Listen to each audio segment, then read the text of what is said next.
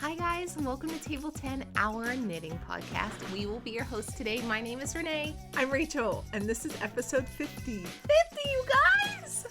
We've been doing this 50 times together. If this is your first time at the table with us, welcome. We're so happy to have you. And if you have been here before and become a regular friend, welcome back. Yeah, 50 is crazy. 50! And wait, what? I think next week I think is 1 year. Our 1 year anniversary of... Because we premiered at midnight on a Monday. Because we didn't know what that meant. Will you tell them that story? So, we filmed the first podcast, and then it took a long time to get it ready for YouTube. Because it got stuck inside my husband's iPad. Renee had to buy a whole computer. And then it was such a hot mess. That was back when we edited things. We had to edit it. Renee had to edit it. Well, first I tried to edit it on my phone. And very quickly she was like, pass. You're terrible at this. I'll take over. In the most supportive way possible. I was like, give me that. And it used to take her like a full 8 hours. Like an 8-hour day of working to edit those things. Because we couldn't say anything succinctly. No, right. We weren't comfortable talking into a void. Right. Yes. And we would say information that we didn't necessarily want on the internet. we were blasting names and places, and we weren't good at any of it. March 17th is the day that we premiered. So we finally get it ready. It's, been proof watched by both of us. We didn't know that it was completely yellow yet. If you go watch episode 1, we were using like house lighting, soft white. But we're ready to put it on the internet. And Renee was like, did we have it scheduled? I feel like we wanted to schedule it for a time so that all the people that didn't know we existed would be on YouTube when it got there. Right. But also... But YouTube has a function premiere, and we thought that meant like your first episode. Right. But apparently it's like a hybrid. It's not a live recording, but you could be in there like interacting with people, but nobody knew no one knew anything. Right. We did not even know we were going to be on YouTube yet because Renee tried to like upload it to schedule it and premiered. It was like midnight on a Monday or a Sunday or something. Premiere. Here we are. I did. Rachel's like, wait, what's happening? Why is it? What's it doing? I was like, I'm sorry. This like icon blinking next to it. I wonder if you can watch that episode now if you still get that icon. Oh gosh, it was like a countdown until the beginning of the episode. Anyways, doesn't matter. So, but that was on March 17th. Cool. That is cool. And Rachel and I committed to ourselves that we would do this for 1 year. Yeah, so we're done. We're done. No. It's nice knowing you guys. Peace. Okay, we are two sisters from the Pittsburgh area. Wait, I'm not done with that story. Oh, okay. I still have trauma from our premiere, and every week when Renee sets the episode, I say, did you schedule it? Is it scheduled? Because I have to do show notes. She's afraid it's going to go up. And then she messed it up a couple of times when the time changed. I did. I was wondering about that. There were 2 weeks in a row. 1 week we were late. You said it for 9 o'clock, and then the next week I think you said it for 7. You got your hour back somehow. I feel like that was YouTube. That was around a time change. It was around time change. And I feel like I scheduled it, but then YouTube couldn't. We're going to see. Because it's time change this week. We time changed. Yeah. So if this doesn't go up at 8 o'clock, it will be proof that YouTube... Got you. Commit to the bit. That's right. She does. She always... Did you schedule it? Because here's our current, working. When we are done recording, I will go home, clip out any little things like kids popping in, us saying personal names. Me showing my phone and a text message pops up. That happens every week. I'll cut those things out of there. And then I will download it to upload, like save it from our editing software, then push it up onto YouTube. That takes hours. It really does, especially with the length of our videos. And then once it's on YouTube, Rachel can go in and start the show notes. Which also takes hours because we don't stop talking. Sometimes I'll even watch us at 2 times speed. It still takes me an hour. It only cuts it in half. Yeah.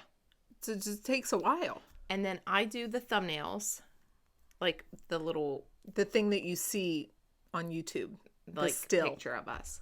And then Rachel takes that and puts it on Instagram. It's a well-oiled machine. It is. Here. I think we're pretty good. We're chugging right along. Okay, now can I do it? You do it.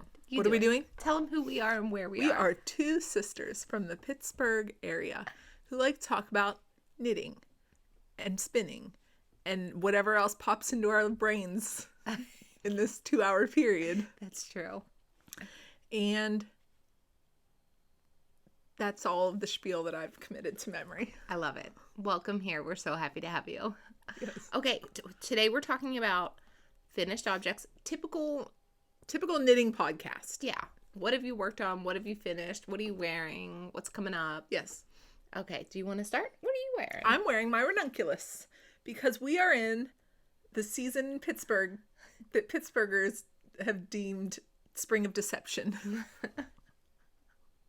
It's like 60 degrees outside and it's only currently right now 9:00 in the morning. Yes. It's 60 degrees. Yes.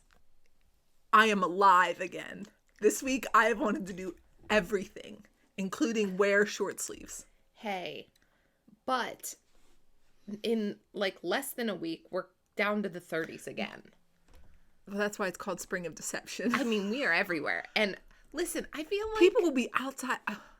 I feel like we're so good once it's winter. Like it's just winter, keep chugging along at winter, but then don't give us a sunny warm day and revert us back into the winter of doom. That's right. That really is a mental. It's terrible. It's terrible. That's a mental. It's not great. So next week it gets back down to the 30s for like until the end of the forecast. So we're at least in it for a couple days. And that is not going to be the last time. I know. I can remember. Ooh, it's nice. Oh, it's gloomy. Where'd the sun go? And then it's going to rain for like a month. I don't mind that. I do. Well, it's right in the middle of spring sports. And when my kids played baseball, the rain was kind of a bummer because you can't play baseball. But you don't have to be out there in it. Now I have a kid that plays lacrosse. And do you know what stops lacrosse? One thing. Wait, hold on. Tornadoes. No, well, maybe. I don't know. Lightning. If it's not Sticks. lightning, we are sitting in a field. 40 degrees, raining, snowing. They don't care. Can you get your car close enough? No. Oh. Can't do that.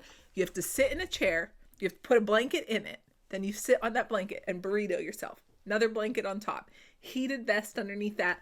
Umbrella. Gloves. And then this much of you looks at the game. And sometimes that even hurts. So you just forget it. Hey, can I tell you something? We have those chairs, the outdoor chairs with the like roof attached. That's good. You can borrow those. Does it have, you know, some of them do. I need they that, do. that whole zipper thing that looks like you're self-tanning, but it's clear.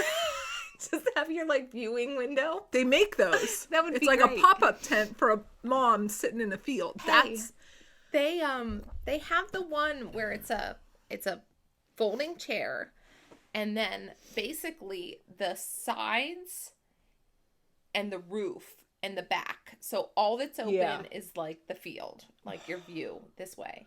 Some of them have like clear stuff over here too. And you can roll those up. I've seen like people if they want air, but like to stand at the sun and stuff. I know a mom with a heated seat. It's like nice. No. My older son was like, I hate this sport so much. He does not like to be outside in the elements. He played one game where we had to put real gloves inside his lacrosse gloves. Oh, it was that cold. And even when we were getting him undressed because it was muddy and disgusting, we're getting him undressed at the car because lacrosse fields have no facilities attached. It's like a field That's all. And a parking lot. Maybe. Sometimes gravel. We were getting him undressed at the car. He couldn't even like untie his cleats because like his hands were like pink. Aww. He was like, I can't move them. I hate this. They're stepping on my feet and they hit me with the stick. I was like, good, I hate it too. Then the little one was like, yes! Yes, I love this. They let me hit them. What do you mean hit them? It's a contact sport. Oh, really? Yes. Even at their age? Yes. At every age, it is a full contact sport. Even the reason that my younger son wants to play football, but I won't let him. So this is as close to football as he can get. Because hockey at this age, they don't hit. And my older son is used to playing hockey, and there are rules, and he knows those rules, and those rules don't exist in lacrosse. And he was like, what? They can like cross-check with the stick, as long as it has something to do with the placement of your hands. If the placement of your hands is correct, they can fully like shove you with that stick. And he was like, pass on that. And they're wearing cleats, and they're like fighting, they're like in it. And they'll step on your feet with the cleats. On purpose? I think so, to like get you away. And he was like, what is going on? No. Stepping on my feet. It's like they're stepping on them and they're hitting me with the stick. He's like, I'm out. I'm cold. I hate it here. I would be too. Me? Even too. if it was a good temperature. Who wants that? What? Define good temperature. There's like one day in skin temperature. Like you're still stuffed in all that gear. No, but like even if take the weather away. If you're stepping on my feet and hitting me with a stick, right? I don't sign up for that. That's right. You have the ball. I don't care. I don't want it that bad. Right. Get it away from me. Not an athlete. I'm not an athlete. I was never a team sport person. I've been a craft girl my whole life. I have. You cheerleaded. Yes. No one touched you. Kind of. Just on like lifts and stuff. It was coordinated. Stunts. You knew when they were going to touch you. No one was just coming up and boom, pass. I feel like, no, and our parents did encourage us to try the things. So yeah, but I didn't. By try the things, I was like, okay, I'll play softball. One practice, I was like, I hate this. I hate this game. And basketball for a hot second. I hated that too. The pressure of basketball, I couldn't. The pressure of just team sports. I don't like that. that. I always felt like, because I'm not an athlete. I'm not. And I'm not really into like team sports where you have to take initiative to go do things, like get that ball. It's too much pressure for me, and I feel like everybody knows something that I don't know. They're like, get that ball! I'm like, ah! What? What am I doing? Oh, I played volleyball once. This is me. Ooh. I didn't know. I remember our parents trying to have us play basketball. Pass. And I was so cute. I was so cold. I was always just like a naturally cold person. So people would show up to basketball wearing their basketball jersey. I have pictures of me with a white turtleneck, long sleeve shirt under my basketball jersey. Like, look at little Renee. I love the 80s. Basketball, softball, we made it through one practice. I think that's all the team sports that I was encouraged to try. And then I did horses. That was very just me by myself with my trainer and the horse. I mean, you'd ride with other people, but your performance did. The entire team's success never hinged on my performance. Right. My success hinged on my performance. Right. I like self-pressure, not... I don't like feeling like, oh my gosh, if I do something wrong, I'm going to let the team down. That's too much for me. You know what? I'm also not a group project person. I'm not. I don't want to do any of that. I want to do things where I just do what I want to do or what I have to do. I see you struggling with group projects. I hate a group project. I think we would be good group partners because you would be like, we're going to do it my way and that's the way. And I'd be like, whatever. Okay. Also, if someone else decides we have to do it their way, I'm out. I know. Do it your way then. I don't know your way. I can't follow you. So... I'm not made for... I'm an independent lady. Welcome to the knitting podcast, you guys.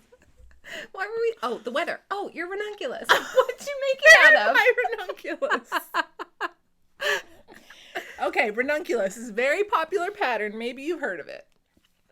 It's by Midori Hirose, and there's probably tens of thousands of projects on Ravelry. I'll pull it up. So sorry I have the sniffles today. So this one that I am wearing is knit in Cianis Garnlina in some kind of blue. I feel like it had a nautical term. I have it. I know where it is, but it's not.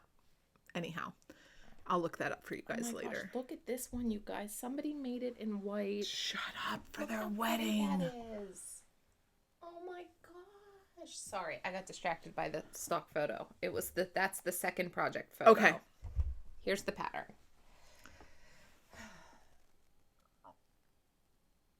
Oh, she's still up there. Sorry. Okay, here you go. That's the picture that you'll probably see if you're just searching for it.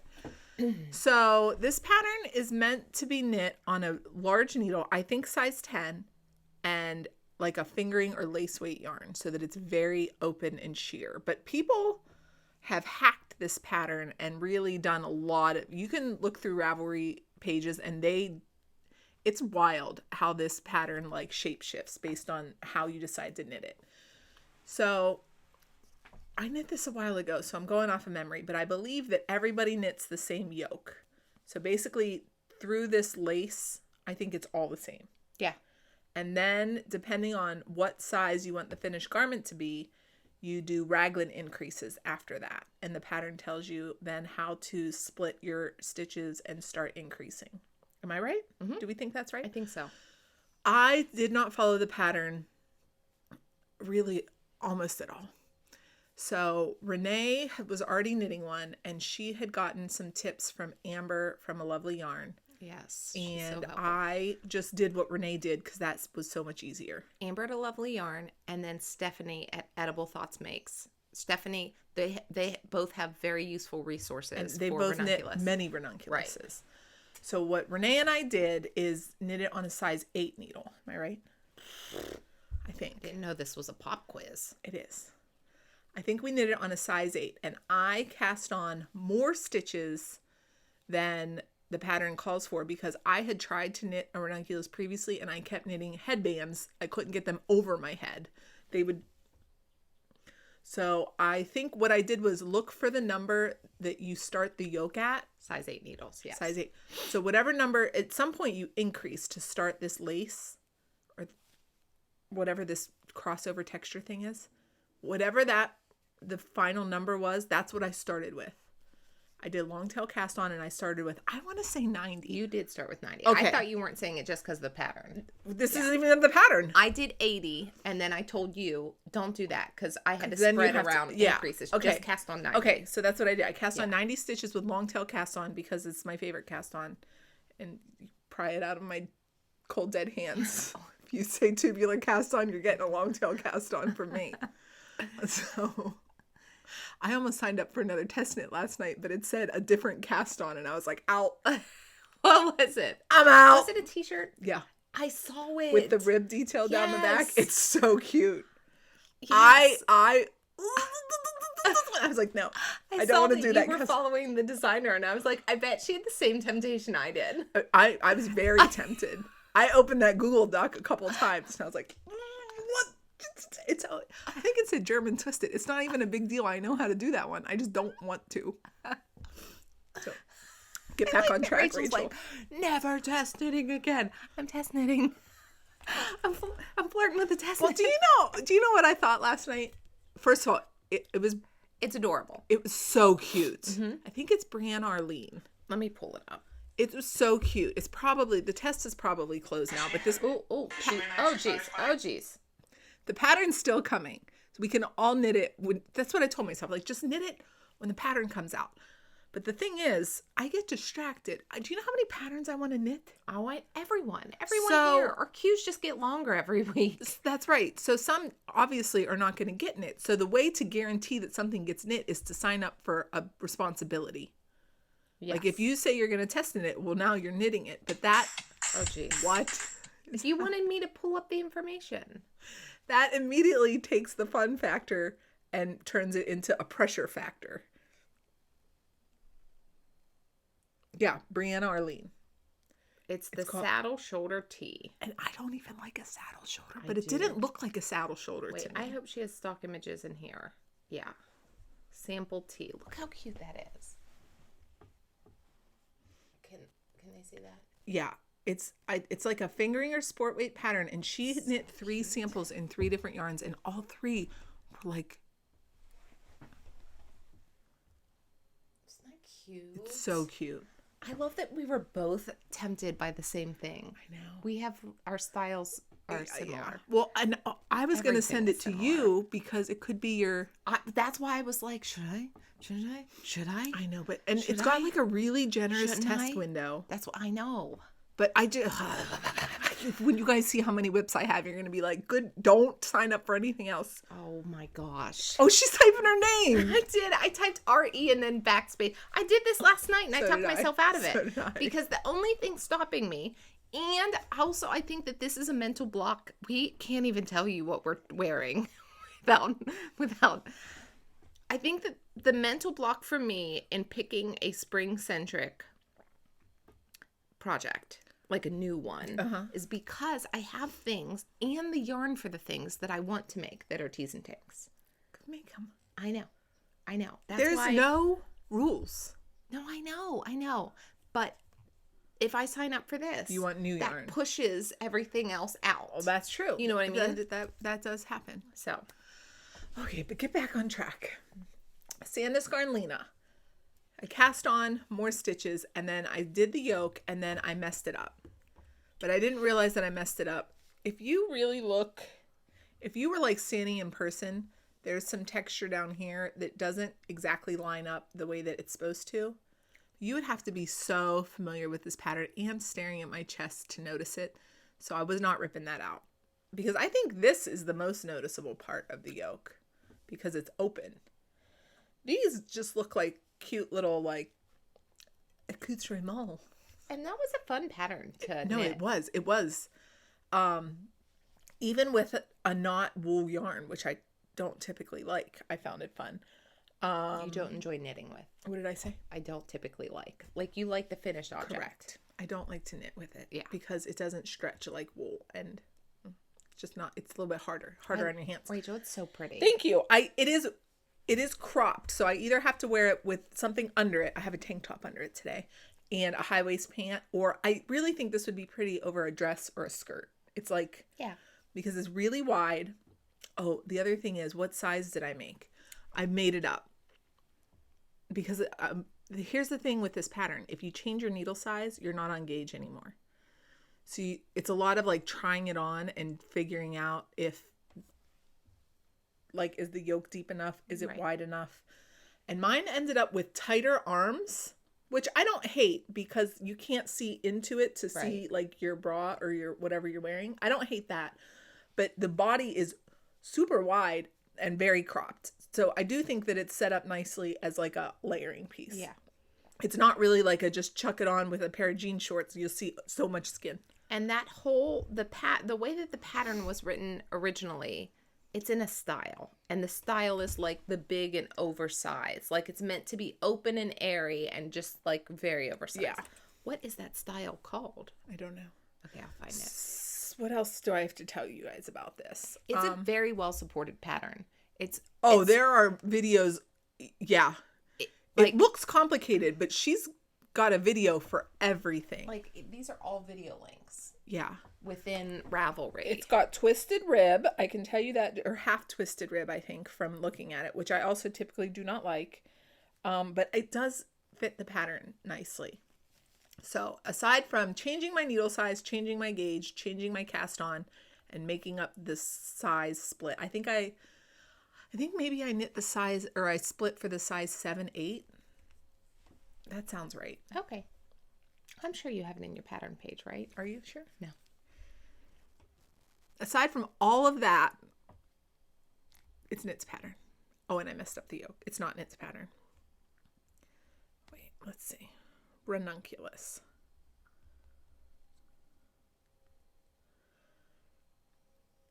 I knitted on All I wrote is cast on 90 stitches using long tail cast on method. That's all your notes. I'm sure it's in there. No, it's not in there at all. I started July 3rd and I completed it July. Oh, this is the one that I didn't know how to do that weave-in Stephen weave-in, whatever that. I know it's not his. I know I called it the weave-in Stephen once and everybody corrected me that somebody else actually made that whatever. But I tried to do it and I didn't know what I was doing. And I made this like hole right here. And then I dropped down all the stitches and I tried to pick it up and it was a disaster. I ended up ripping this all the way back and re-knitting it. But even all that work only took me 17 days. Yeah. So it was quick. Oh yeah, this is the one where you're like, I'm going to fix that stitch and I'm going to fix that stitch. So I'm just going to drop all of them. Yeah. I wonder if I can find that horror of a picture. And then we wore those to PA sheep and wool. I did that. That was a mess. And I could only get it to look like that. We did. We knit these and we wore them to PA sheep and wool last year. And we have a nice group picture of everyone in their Ranunculus sweaters. Yeah. I really like this. And I do. You're right. This yarn, once it's knit and on your body, it feels like wearing a cotton t-shirt. Yeah. It is really comfortable. So even though I don't find it an enjoyable knitting experience, I will use it again. Yes. And I will complain about it then. What are you wearing? I am wearing I was going to see what size I'm wearing. I am wearing my Lakes pullover. This is a pattern by Ozetta. I knit this up in Knitting for Olives Heavy Merino in the colorway Morning Haze. I originally cast on a size small. I do remember this. And this is a saddle shoulder construction. So first thing you knit are these two rectangles for this saddle and then for this saddle. And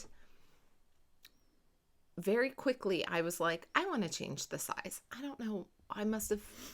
Anyways, the only difference between the size small and the size medium is that at that part of the pattern is that I would have knit this saddle 2 rows longer. So that was the difference there. So these saddles are technically a size small. And then for everything else, I transitioned it into the stitch count for a size medium. And I changed the arm decreases. I do think I noted that well in Ravelry. These two Ravelry pages are the perfect example of Rachel's brain versus Renee. You should see. Look how many words. Those are my notes. Renee, I'm sure it's in your Ravelry page. 1 sentence.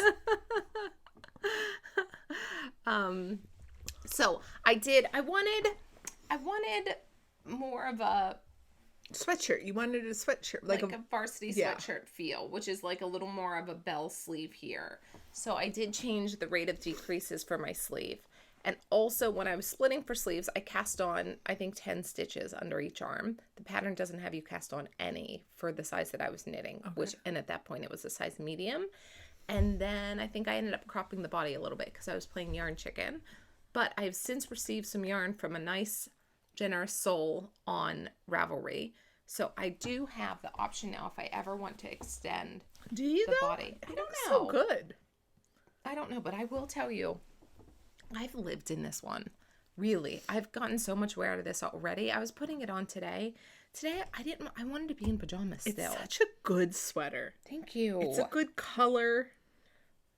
It just looks so comfy. It is so comfortable. Mm-hmm. So I think I will knit. This is my second one. I'll do another one. And your two are very different. Yeah, the first one that I did, I used Knitting for Olive merino and held, so their fingering weight merino. This is their worsted weight merino. So I had for my red one, a fingering weight merino from Knitting for Olive plus their lace mohair. And wasn't it two strands of the regular merino and a mohair. Yes. So 3 strands of yarn. Yes. And that thing is like thick and the body is more classic in length, like it's longer. And that one is with the mohair, it's a lot warmer. Yeah. Really warm. And it feels like a little fancier. It does because the silk glistens. Yeah, and it's the bright mohair. red. Yeah, so I get a lot more wear out of this one. I don't know why. I feel like less precious about it. Well, it gives a more casual vibe, maybe. I love it. I love it. Yeah. What color should my next one be? Blue. I was thinking dark blue or dark brown. Yes. Like a chocolate one. Yeah. Yeah. Yeah, I would like that. Do I have a dark blue sweater? Oh. It's sitting right in front of me.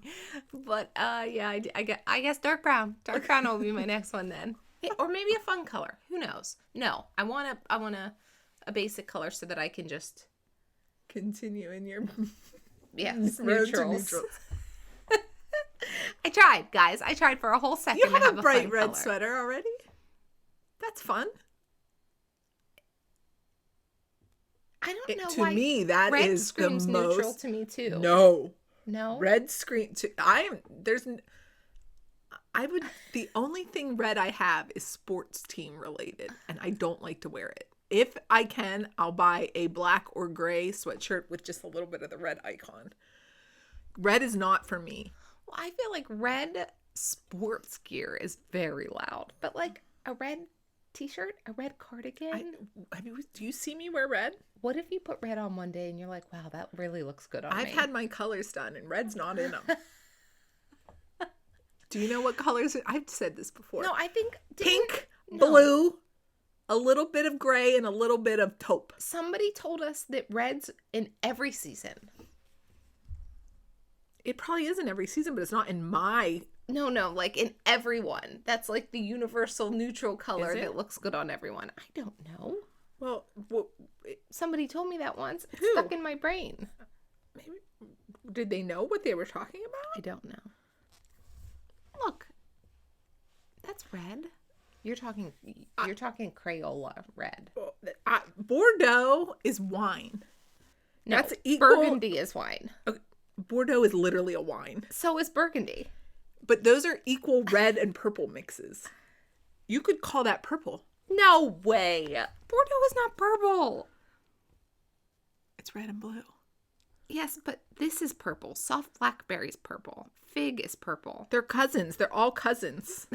Look, you have red pear. That's pink. It's not pink pear. You guys, that's a pink color. That's my color chart. In case you ever wondered why everything I have is pink and blue, that's the best colors for me. You have I'm a soft summer. You have sultry rosewood. That's taupe, I think. That's pink. Okay, or pink. Yeah. Those are pretty colors. They're beautiful colors, but they're really only like 3 colors. They're just different variations on the same theme. Yeah, I don't have a ton to work with over here. Renee has more. I think you have more. You have like a yellow in yours. When did we get that? Last year after Christmas. When's your picture from? Well, I screenshotted this in November. November? Try January of 2025. Here's the other one. Okay. January 2025. Yeah, if you look at that summer season, they have reds, but not in soft summer. Soft summer doesn't get red. We're too soft. What am I? I think I'm a soft autumn. I think that's right. Oh boy, we were skiing a lot. Ooh, no. Yours came about a week before mine, right? You think it came in December? No. January 2025? Yeah. Okay. January 20. I bet you were screenshotting and saving stuff way before I was. Because that February. Oh, yeah. Oh, you have a rainbow. She has every color. And she likes beige. There's my color. Look how many colors are there. Yellow. You have like 7 yellows. Where's this palette of yours? Right here. It's not that much more expansive. Here. Yeah, I'm trying to. So here, when they gave us our colors, this this box up here are my best neutrals. Like, if you're Here. gonna go neutral. You want to see mine too? Yeah. Okay. Wait. Oh, sorry. Sorry, guys. Okay. So the box. The one that looks like 4 blobs. Yeah, those are our best neutrals, and then our best colors are the 9 box. And then the whole season. Mine's spring and Renee's is fall. No, mine's summer and Renee's is fall. Is all those little, right? Yes. So I'm trying to. I like challenged myself to try to knit a garment. In all 9? Yes. That's a good, and that's still a whole rainbow. Look at your 9. You're basically Roy G. Biven it over there. Roy G. That's bluish. Okay. And fig. Yeah. Yeah. Lucky. But they're like Look at me. muted versions of the color. Pink, purple, blue. So like my Easy V checked off my sienna, the like orangey color. What did I do in like the dusty green? Your Tori V-neck? Tori V-neck? V-neck. Test knit? Yes. Yeah. Yes. So like I will refer back to these when I'm you're doing going to buy new yarn And you colors. just did your bauble and your mellow rose. Yes. So, okay. All right. That is what we're Back wearing. on track. Hey, we had those colors done by, used to be local. Now, I think maybe she's moved, but she still has the company. It was virtual, and we've linked it before, but I can throw the link down Yes. if anyone's interested. It was a cool process. Yeah.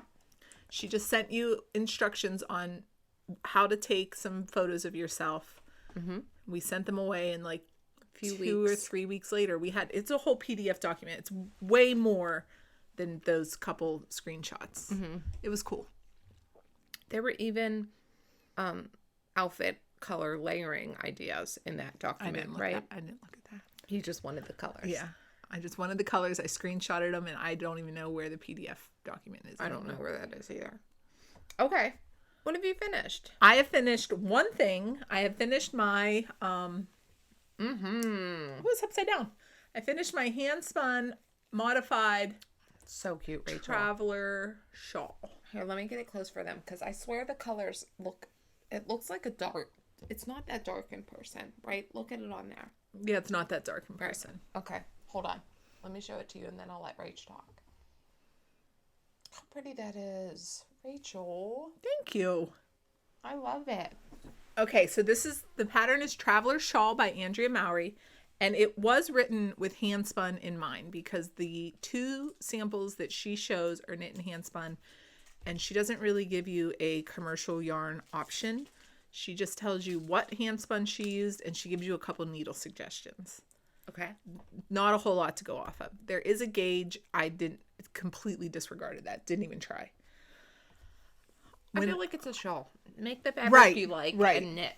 Right. When I wound my hand spun, I put it through my yardage counter that I doubt the accuracy of that thing, if we're being honest. You should test it. How? Like actually measure it and then roll it through. Maybe. Or do it with a commercial yarn. Maybe. So anyhow, it's downstairs. So it said that I had roughly 675 yards. And the pattern said that you Meters. needed... No, I converted it. The pattern said that you needed like 800 yards. And I was like, I am significantly short. But Andrea Mowry bumps up the requirements. She talks about it in her podcast. And maybe all designers do that. They give you enough to gauge, and they give you enough in case you knit differently anyhow. Like 10 or 15%. But I was like, it's a shawl. I don't need an asymmetrical shawl that's like down to my waist. That's too much for me. So I really like those elongated triangle shawls that are only maybe like 20 inches at their deepest. That's my preferred. So I was like, I'm going to try to do that basically. So the way that this is knit is in 2 triangles. So you knit the horizontal oriented one first. You cast on up. Hold the whole thing so that they can get. Okay. Okay, so this is what you knit first. You cast on here, and she gives you increases all the way down. And I increased until this length was ish what I thought I would like. Okay. What was it? I don't know. We'd have to measure it now because there was a lot of vibes involved. They want to. I can even count the number of ridges here if somebody wanted to like mimic what I've done, but you're going to have to go on your vibes too because I did 19 inches. So, and when you knit this stitch pattern is going to want to scrunch up on you because it's like stockinette and then reverse stockinette, reverse. It's just, you know what I mean? And so it almost reads like a ribbed fabric. So you got to kind of like give it a little bit of a stretch when you're measuring it. So I knit until I thought was good, and then you bind off, and now you just have a triangle. And then when you go to knit the second triangle, the pattern has two options. One is for a shorter second triangle where you decrease quicker, and there we go. And one is for a more elongated triangle where you decrease slower. And I chose that option because I was trying to mimic, trying to get the two halves to be roughly the same length, even though it is still asymmetrical because the triangles have different angles. Yes. I was trying to get it as close to, that's close-ish. Yeah. I was trying to get this point as close to center as I could because I find that easier to wear. To style. Yeah. You all saw me fail dramatically at the inclination shawl styling the other day. So I knit option 2, and option 2, I actually found that really hard to memorize. I usually don't have a problem memorizing a decrease rate or an increase rate. Option 2 for the second half? Yeah. That's the only option. The first half is all, everybody starts the same. Okay. But it decreases in a way that I could not capture in my brains. And her patterns are written very thoroughly, but at that point in the pattern, I didn't need that many words. I needed to know, am I knitting or purling? And am I decreasing or not? So I actually had to rewrite the pattern. And I just carried a Post-it note around with me to finish it. That's my tip if you want to knit the longer shawl and you can't memorize the pattern, because it stalled me out for a couple of days because I didn't want to do all that reading. Right. You know what I mean? Right. I just wanted to yes. figure it out already and go. So rewriting it really helped me with this one.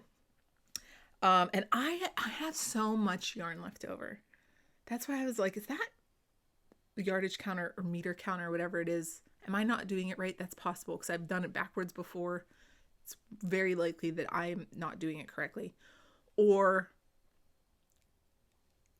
like maybe somehow that the way I've set it up, it's not turning it at the, do you know what I mean? I don't know. I don't know what I'm doing, but I think I could have knit the whole shawl with as much yarn as I had, but I don't know how much yarn I had. I doubt my counting method, and I didn't want that big of a shawl. So yeah, it was like no big deal. So this, it's so weird trying to, this is like a nice, this thing is, when you look in our screen, we're like mirrored, but not like you would look in a mirror. Does that make sense? I'm looking at myself the way that you're looking at me, not the way I look at myself in a mirror. Right. And it's a wild little mind trick. Okay. So. Yeah, that's easier for you to wear. It's so easy to wear. This is what I want. I could shove this in a jacket. I could just wear it on a cold day. I can even, you can even give it a little bit of this if you want. Like a little. Keep yourself warm. Yeah, just a little like shrug. Yeah. This is a good size. I like this size. This is the size. And look, see the tails? Yeah. And the triangle somewhere on my back. It's not hanging over a shoulder. This is how I prefer my shawls. So I did it. Ta-da, I did it. You did great. Thank you. This is a fun pattern. So now I've knit Traveler Shawl, Traveler Cowl. Is that the only ones? I think so. I am very interested in Traveler Hoodie and Traveler Shell. That little short sleeve. It's like a short sleeve cardigan with no buttons, I think. And the hood? Would you do the hood? On the hoodie or just that like dicky Just the thing? dicky no, thing. I'm not interested in that. I got no interest. Cut. She's gonna be knitting it. Oh yeah, it's possible. But right now, on March 11th, 2026, I'm not interested. I could be on March 12th. If somebody puts the right picture up on Instagram, anything could happen. I don't see myself wanting that. To be honest, I never wear the hood of my hoodies. I just like them back there. I know. I don't even need them anymore. I like, there's something about the weight of it or the look of it that I do like a hoodie. If I'm buying a sweatshirt, I usually am buying a hoodie. I don't even know why. I'm the different. I want the a high collar or crew neck. It's because sometimes the weight of the hood isn't equally distributed. Like it's not up here and it's just like hanging. And I don't like that feeling when it's just like hanging off the back of you. It's like there's somebody. I like it because, well, you guys are the only ones that ever see my hair like this. Real life people don't see my hair like this. In fact, I got to go to work later today. They're all going to be shocked. They're going to be like, why do you look like that? Usually my hair is like up. It's up. And then that leaves my neck cold. And a hoodie is like a little bit of a... Yeah. It keeps your neck like a warm. cowl built in. Yeah. So I do like a hoodie, but I don't want the hood up because my hair is there. And then I end up with the hood up here in this weird like cone head. I don't need that. Rachel Lou Who. Right. So I don't think I need to knit the dicky with a hood. I don't think. But the rest of them, I'm into it. Is it raining? Mm-hmm. Yeah. Okay, so this is my only finish this week. Okay. How did that happen? I don't know. It's knit out of my hand spun. This was my first 3-ply. The dyers are, it's 2 braids from River Rat Yarn and 1 braid from Yarn Jam. Yeah. So it's a Shanico Pullover blend. Yarn Jam is Yarn Jam is Shanico and the 2 River Rat yarns were Pullover. Yeah. What else can I tell you? I knit it on a size 7. I would call this yarn DK-ish weight. Again, depends on what part of the shawl you're looking at, but yeah, that's it. Rachel, it looks so nice. It came out pretty good, huh? It came out great. I'm real happy with it. You should be. It's beautiful. Yeah, thank you. It's gorgeous. And you know what? This, to me, reads like fall. Like Halloween-y. Okay. Do you know there's like, they're not typical Halloween colors, but I think purple's been adopted into Purple Halloween. and black. Yeah. Purple, black. Look, there's like orange, and a little bit of green. green. Yeah. Maybe I'll wear it trick-or-treating. There you go. Hey, it goes well with that color too. Well, that's because I only really knit in 3 or 4 colors, so everything goes together. Trick! There's a hack. Pick 3 colors. Or refuse to pick other colors. That's right. This is it. He did great. Thank you. Okay. Are you ready to see my Doble Toflers? You guys. Yes, please. I'm winning at knitting this week. Do you ever have... That's excellent. All of my things that I'm finished and working on, I'm like, ooh, I love it so much. I love it so much. I love it so much. Good. I love that feeling. Me too. I can't stop looking at these things. It's the opposite of February. February was and then apparently March is... We're looking up. Hey, look at these. Let me hold one. Guys. They are... You guys, these feel like... Legit. Yeah. It feels like you bought those somewhere. Do you know what I mean? Yes. And they're perfectly formed so to my foot. cute. I am so happy with them. Am I blocking myself? Okay, good. I am so happy with those, you guys. Let me give you all the views. They're not saggy boobs anymore. Look at, last week I was holding them up. If this is your first episode, before you felt them, they look like boobs, like saggy boobs. But that you take one side, stuff it into the other. I did it on last week's episode. And then that's... And you felt them like that, stuffed inside each other? No. Oh. I tried. Okay. So the felting process. I have a top-loading washing machine. Is that what you need, or can you do it in any? You can do it in any, but just for like context here, this is what I was using. Top-loading washing machine. Those unfolded. So I had 2 slipper sacks. Threw them in with some wool wash and then a few towels. Oh. For friction. Okay. Put them on the hottest my machine would go and a cold rinse, because basically you want to shock them and add friction. So like hot, then cold, and lots of friction. So I put that on a site. I did this all day. What cycle? Heavy duty? What did you pick? Deep water. Deep water. Because I wanted... Oh, because you wanted a lot of water. Okay. Yeah.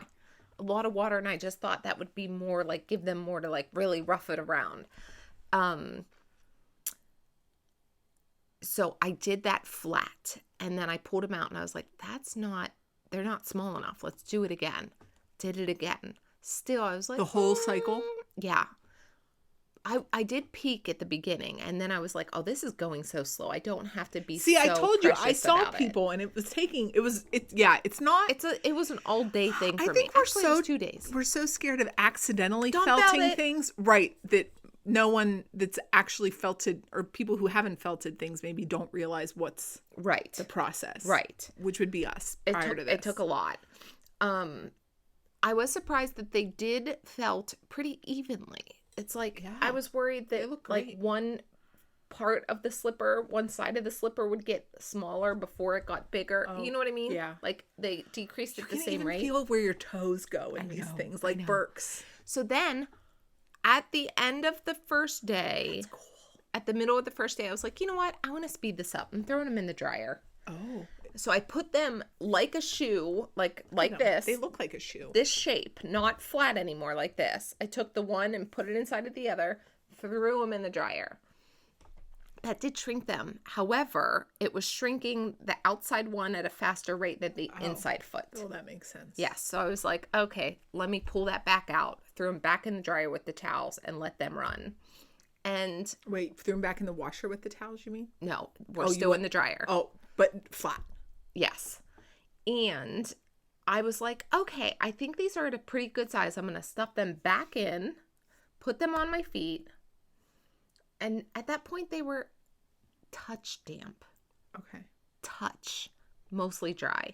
Put them on my feet. You put your foot in just this part. Mm-hmm. Nothing was on your foot. Correct. Barefoot. No bag. Because it wasn't like wet and squishy. Okay. Put my foot in them, pulled a sock over them to like kind of shape them. Do you want me to keep holding them up? Oh, I can. I don't mind it, but I feel like I'm being real wiggly. Okay.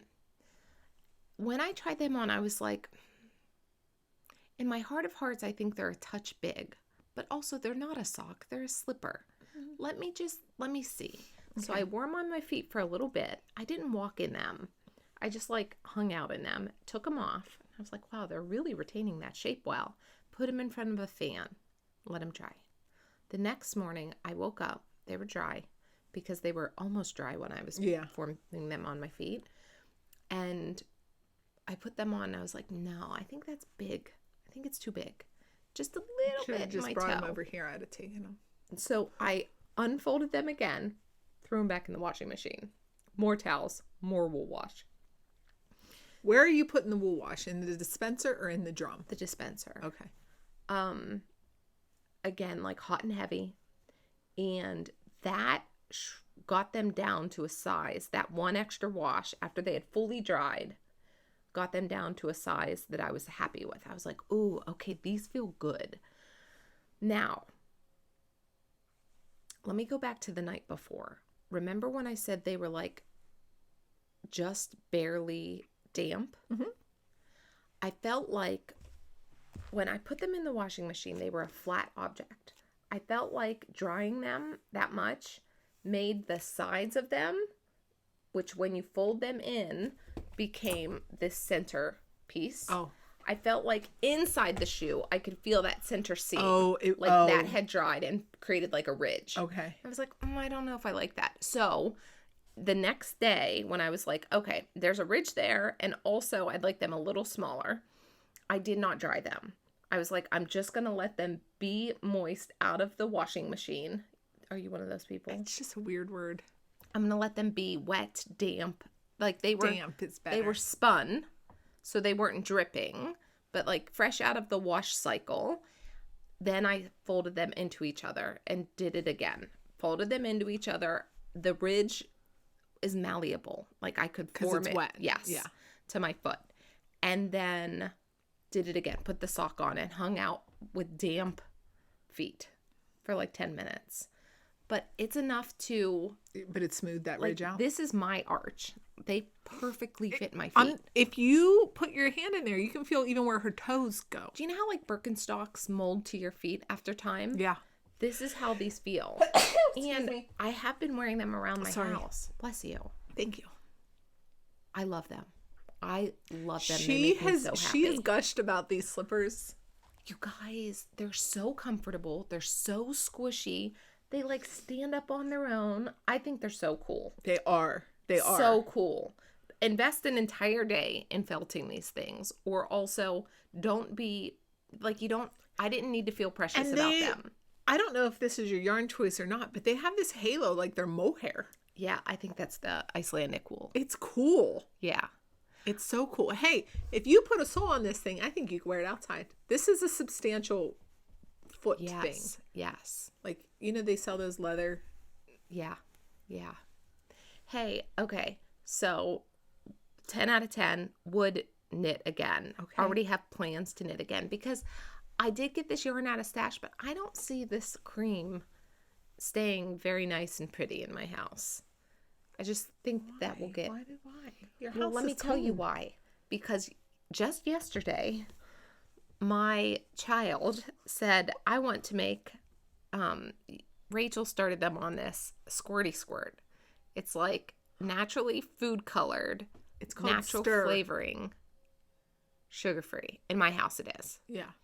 So they take a glass of water and they do a little squirty squirt. But usually we do that with a medicine that they have to take. Like, here you get a treat, a squirty squirt drink. Well, unsupervised, my youngest made squirty squirt and then stirred it. And we have dark wood floors in our... And you couldn't see it. You couldn't see it, but it was there. But I could see it on the counter, which made me look down and be like, oh. But if I wasn't paying attention to that, I would have went right through. Maybe these are your upstairs slippers then. On squirty squirt. Because certainly your carpet is... They're the exact same color as your carpet. So you would see it on your carpet, you'd see it on your slipper. So I don't mind the halo, like the feeling I like the halo of the hair on the inside. Because you have that on the inside too. Yeah. I asked my daughter, I was like, put them on. Do you like them? She was like, why are they hairy? I was like, okay, so if I made her a pair, or probably anyone else in my house, I would pick one with not as much, probably not Icelandic wool. I would make them again with this for myself. Yeah. I love it. You want to buy that brown off of me? You can buy that brown off of me. Maybe. Okay, but wait. How do you feel about dark brown?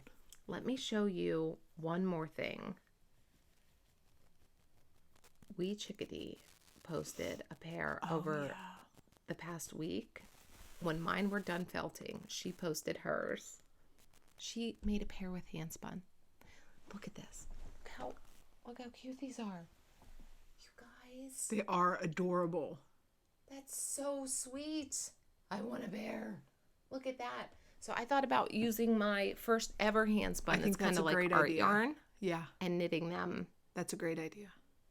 Right? How much did you need to knit those? This is 300 grams. Okay. My art yarn is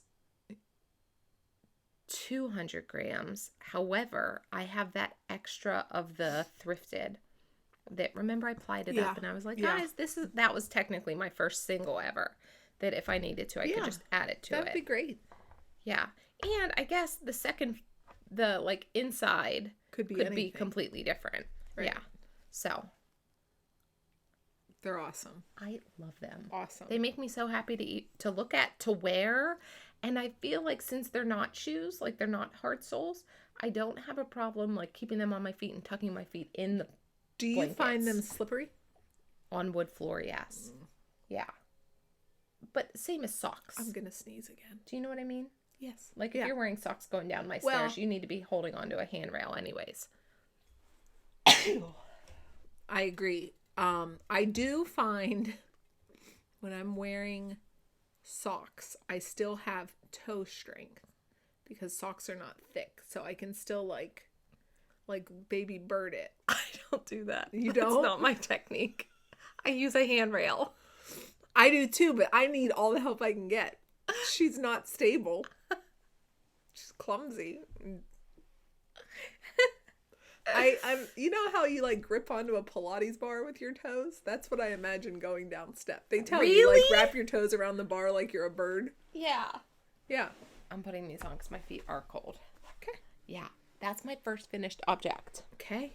I don't, do you know just the project that you're like, oh, Yes. I love Yes. it. When you got everything right. Yes. I know. And it's actually not a common experience, at least in my knitting world. There's always something that I'm You're like, I could have done that. Bit. Yeah. Oh, I did remove those 2 rows from the opening here.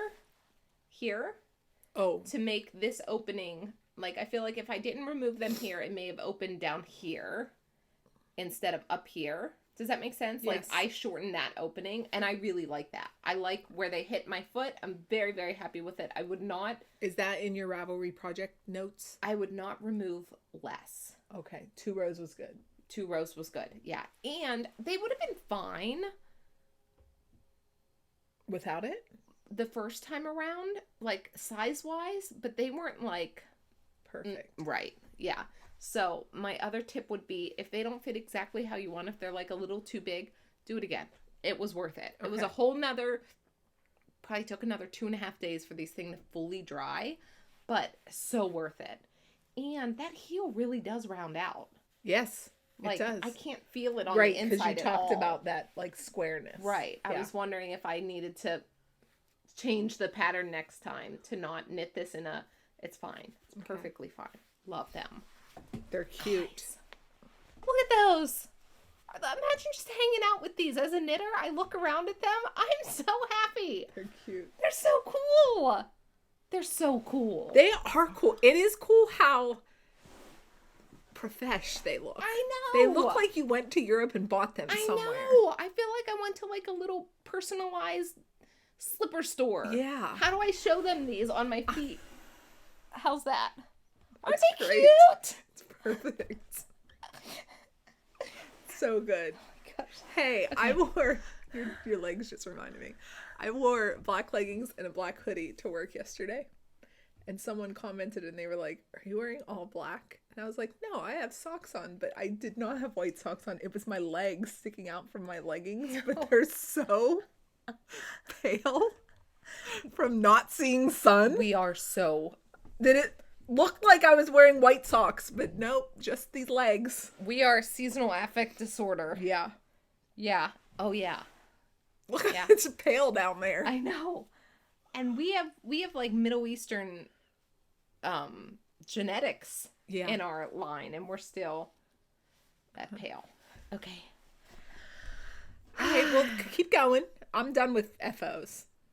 Okay. My second finish is my Zipper Sweater Light by Petite Knit. Another. I love it. Really are lucking out. Well, you're probably not lucking out, but you yeah. coincided all your wins. Dopamine, winning at knitting. And then, because sometimes it's like, I'm losing at knitting. Yes, and they do tend to clump, don't they? Yeah, I think so. Sometimes all the projects are like, nothing is going right. And then sometimes you're like, finish this, love it. I'm the best knitter. Look at me. Okay, here it is. Remember I said I would have it finished, knitted, and blocked. But I got it finished, knitted, blocked, and the zipper installed. Oh, it's done. Ends are woven in. Beautiful. Here it is. And then Are you let gonna me put it show on? you. I feel and like then you should. Yeah, let me show them and then I'll talk about it too. Oh, look at that. Oh my gosh, Renee. I know. I'm making this this yarn. Do it. I'm buying it at Yarncentrick. Do it. With that, I got to get there quick. the Aria Suri. Yes. The Aria Suri, I do think made the sweater. It's the perfect choice. It made it super special. Well, like, not only that, it makes it like a fleece because I don't know if this picks up on camera, but it's a fluff that's not a hair. It's truly just fuzzy in the best, most perfect way. Yes. It's not like those slippers where things are like coming out at you. It literally just has this like, it makes it fleecy looking. And there's something like velvety, like how would you know how mohair can be a little, no, it's like slick or slippery. It's like it's like, how do you describe that? let me think about it. You talk. It's like smooth and silky almost, but not because of the silk. I think it's because of the yak or the alpaca. Guys, hold on. Let's try it on. I am really thrilled about this. But it doesn't feel silky in a shiny way. It feels matte. This probably doesn't make sense to you guys. Oh, Renee. Look at that. Look. Oversized. It's so good. I'm so good. So happy about this. And a raglan. I know. I love a raglan. I know. It's so good, Renee. Thank you, Rachel. Mary, I'm coming for you in this yarn. I am tickled pink about this. It's two excellent yarns paired together. It's dreamy. It's perfect. I actually had somebody who knits frequently in Mary's yarn reach out and say, hey, I've never paired those together. How do you... I love them. Do it. If you're thinking about it, do it. This feels very luxurious. It feels luxe. It looks so good. Thank you. I'm really, really, really happy with it. I love it. Have you shown it to Mary yet? I haven't. I had Mom try it on last night though. Why? She was at my house and I was like, Mom, I can't believe you got to keep it. She said, is it mine? I said, no, it's not. But I want you to like experience it. I want you to experience it. You can't have it and it's questionable if I'm making it for you, but pick up a needle, lady. I finished this, didn't take it off yesterday. I just lived beautiful. In it. Thank you. Okay. So let me tell you about this. I'm putting that on my Yarncentrick list right now. What color will you do it in? This? I do love dark. Do it. I don't know. I actually don't know what colors it's available in. And this on the internet looks navy. And this, okay. Look, I wouldn't call it navy though. No, it's dark blue. I feel like this makes it almost royal blue. Like navy blue, royal blue makes something in dark between. Royal blue. Yeah. Dark royal blue. So, okay. The yarns that I'm using. This is 29 Bridges Studio Bloom DK. It is Columbia Rambouillet. Yeah. Even by itself. Columbia Rambouillet. Targhee? I just want to put Targhee in everything. Yeah. It is 240 yards for 100 grams. This colorway is River. It's non-superwash and woolen spun. Yes, thank you. The other yarn that I held with it for the entirety of the project is 29 Bridges Studio as well, also in the colorway River. It is their Aria Suri. It is 435 yards for 50 grams. That's generous. That's more usually than you get out of like a It's like a really Suri. light lace weight. Yeah. It is 40% alpaca, and you know me with alpaca, you guys. Sometimes it's very polarizing for me. There is not one prickle in this entire thing. It is just so soft. So 40% alpaca, 35% silk, 15% merino, 10% yak. It is nice. It's really nice. I'm so glad that I grabbed this instead of like a traditional mohair. And I don't think you knew exactly how it was going to be like perfect for this sweater. No. I just knew I wanted to try this of Mary's base. Yes. I wanted to try this of Mary's base. I hope that they will be beautiful together. Yeah. And I wanted something that felt substantial, in terms of like finished fabric. And I wanted something to be warm like a fleece to like insulate so that it could be worn also as an outer layer. Yeah. So I knew that I wanted a fluff to like fill in the gap. Yeah. Okay. What I thought I was going to knit was Petite Knit's zipper sweater, which is her heavier weight. I think it might be an Aran weight pattern. So I was like, perfect, these two together. But when I knit this swatch up, I didn't like the fabric. It was making a much more open fabric than I had envisioned for what I wanted this to be. Okay. So I dropped down to the zipper sweater light, which is a 20 stitch gauge. It's a DK weight pattern? Yes. And I couldn't get that. I didn't necessarily. Here's what I did. You kind of have a worsted combo there, but you're like in between Correct. her two patterns. Correct. So I'm at 18.5, 19 stitch gauge. This is comfortable. And that made a fabric that I was really happy with. I want it like a little tighter. I'm a little cold. Okay. Hey, try this on. Because this is finished. It finished. I'll try it on after. After I'm done talking about it? No. You should try it on camera. Why? They want to be here for it. All right. I'm going to look like big blue monsters. I'm wearing blue pants. I cast on a size 3. Because of the yardage that I had. I didn't have enough yardage for the size 4 once I changed patterns. Okay. I'm glad that I didn't, though, because I didn't do any sweater math. I just looked at yardage, and I was like, okay, I have just barely over size 3. Is this all the yarn you have left? I have one more of these. Of which?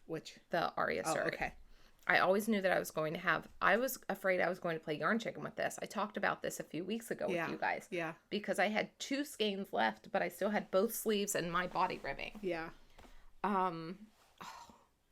Like, and the drape on it. It's excellent. It's I will live in drapey this. and substantial. It's really, you nailed that sweater. Thank you. It's worth the $60 zipper. It deserves it. You guys, I was Do you worried. guys remember that zipper? I was messaging a friend who had friends in Copenhagen that could source the zippers and get them here for us because I was worried that I lost the zipper. I was digging in my closet and I found the packaging for the zipper, but no zipper in it. Okay, I found the zipper, and this, if you can tell here, there's a facing inside of this sweater, so the whole zipper is contained.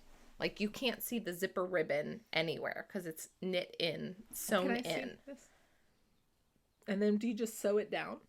How do you attach the facing? So here's what I did. From the last time that I saw you guys, I finished the sweater. Like, the sleeves were finished. I finished the body on the ribbing.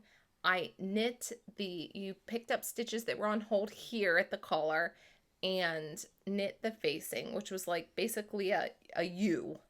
Does that make sense? Yep. Because it goes down here and under here. Blocked it. It took a long time to dry. I bet. Because this is double that's a knit. lot. But I needed it to be dry, to be the size that it was going to be, because some people have wavy zipper installs if the sweater changes size after you knit an inflexible thing into it. That makes sense. So then I sat down yesterday at my dining room table with lights everywhere, because the thing that was slowing me down on the zipper install is that it's so dark. Yeah. And I know some of you guys said, hey, will you record that? Nobody wanted me to record this. It was so dark that was not going to be helpful. Okay. Like to even see where I was knitting, for me, being there in person was challenging. So I sat in front of a window with natural light under our dining room lights and worked on this. And it probably took me 2 hours to get this zipper installed the way that I wanted it. So we'll link the tutorial. Okay. But basically, I grabbed... I'm sorry. My dogs are insane. Give me 1 second. Okay. Nothing was going on.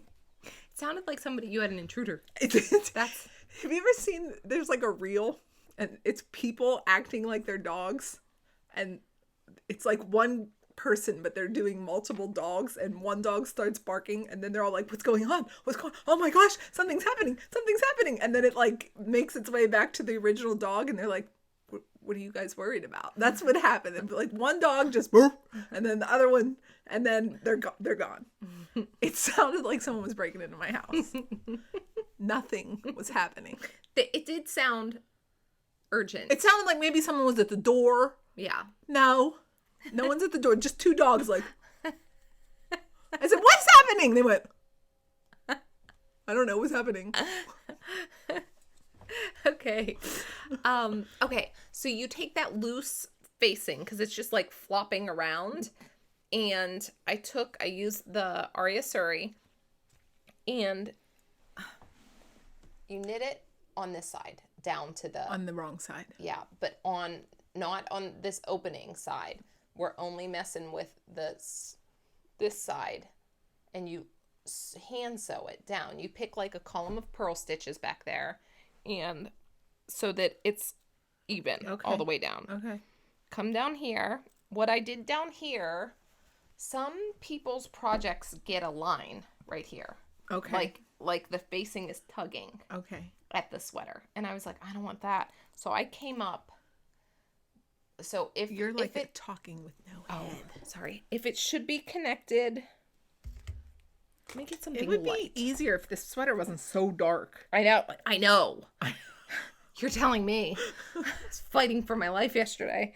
So if it was supposed to be attached here, I attached it here instead. I came up 2 rows. Okay. So that I wouldn't get that tugging. Because basically what you're just making is a happy little pocket for the zipper to live in. Okay. So I wasn't concerned about how deep that was. Right. Okay. And if it came up a little bit on the back, that's fine. Okay. Okay. And then you knit all the way up this side. Is that knit? I guess you're tacking it down. You're like hand sewing. Yeah. Yeah. With a tapestry needle. So now you have a pocket. And then I took the zipper. This is all after blocking. Yes. Okay. Then you take your zipper and you have to make it fit your opening. That was my question. You're cutting the zipper? Yes. Okay. Yeah. Because otherwise that is pressure if you have to nail that. Right. Knitting and blocking. Right.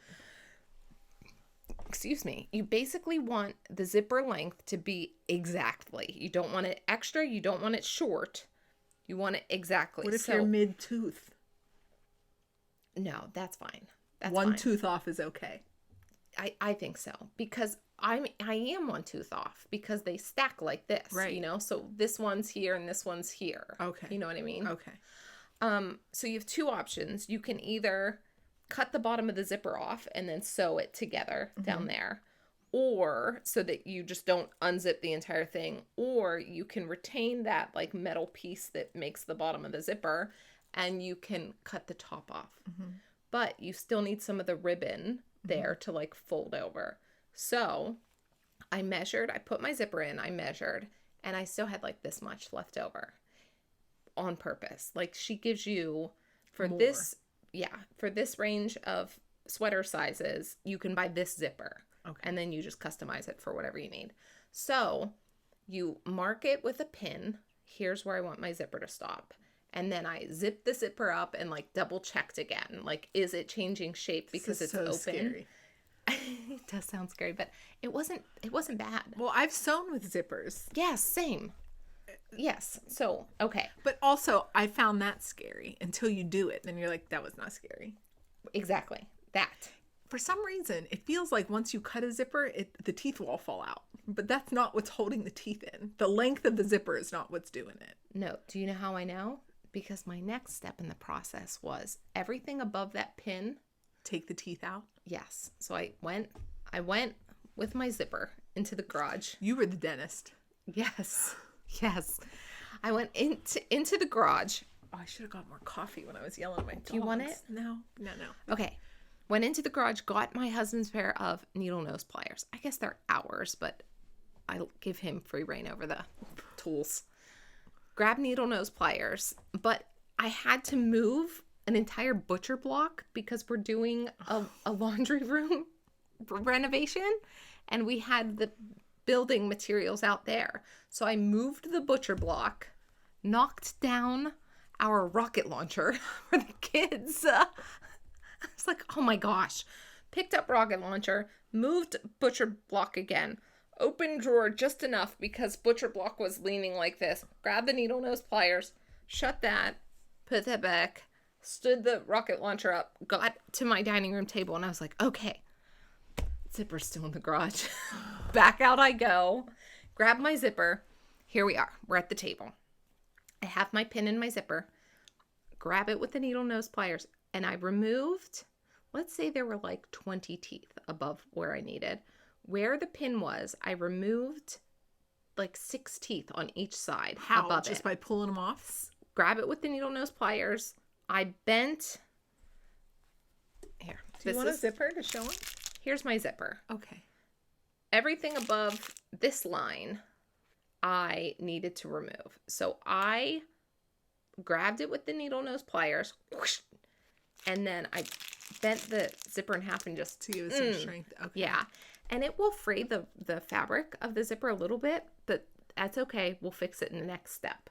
So 6 teeth, and then on the other side, 6 teeth, and then now you have like some teeth above. Everything above, I just cut. The whole tape. Yes. Okay. Both sides. So now I have all of my zipper teeth here. Then I have just kind of frayed ribbon up here with no teeth. And then I cut. Okay. Then you go get a lighter. Oh, and burn that. Yeah. And seal those edges and this top edge. Then I folded those down kind of like this so that I didn't get in the way of these zipper teeth. And just hand stitched this down. In half. Yeah. You could have used the sewing machine, but I wasn't downstairs at my sewing machine. Then. With what? What did you sew it with? With, now for the rest of the project, you're using a sewing needle, and I picked a thread, like a sewing thread, any one that matched this closely. I think I used a Gutermann one that I would hand quilt with. Oh, like a cotton one? Don't know. I don't know that it really matters either. Really. I don't know. I think what's most important is that it's strong. Like, I didn't feel like I could tug on this like I could a sewing thread. That makes sense. And that it matches your project. Okay. Okay. So then you unzip the zipper and you start tucking it into the pocket. And now I'm working on the front side of it with pins, like straight seamstress sewing pins, and pinning this into place. And what you want is for the zipper teeth to be out of the knit fabric. Yep. Not too far though, because you don't want a bunch of zipper ribbon tape showing. But also you don't want it so close to your knit that you zip it up. Yeah, that it's gonna like get in the way. Yeah, probably another reason that fuzz is perfect. Right. You don't worry about mohairs. Yeah. So you pin it in place on the top. Then you have to fold the garment inside out and pin it in place on the back side too. This is just so that everything isn't moving too much while you start hand sewing in that zipper. But once you have it pinned in all the places, you're supposed to zip it up so that where you've zipped your zipper in, you haven't like misaligned the hem knits. Of your... Yeah. Oh, your ribbing. Yes, your neck ribbing. You don't want it to be like, you know what I mean? Is this all in the pattern or is this all in the YouTube video? YouTube video. Because this is helpful. Yes. I am in class right now. I can tell by the way you're like, okay, I'm taking notes. It's a very, very well done tutorial. I didn't watch any other ones. I was like, I understand what she's doing. It's so clearly explained and videoed. This is just what I'm doing. Okay. So now I'm nervous because this is thick. It's thicker than it looks on screen than the one she's knitting. Oh. Would you like to see what it looks like once I have my zipper pinned in place before I start hand sewing? Yes, please. I was like, well, here goes nothing. Could be.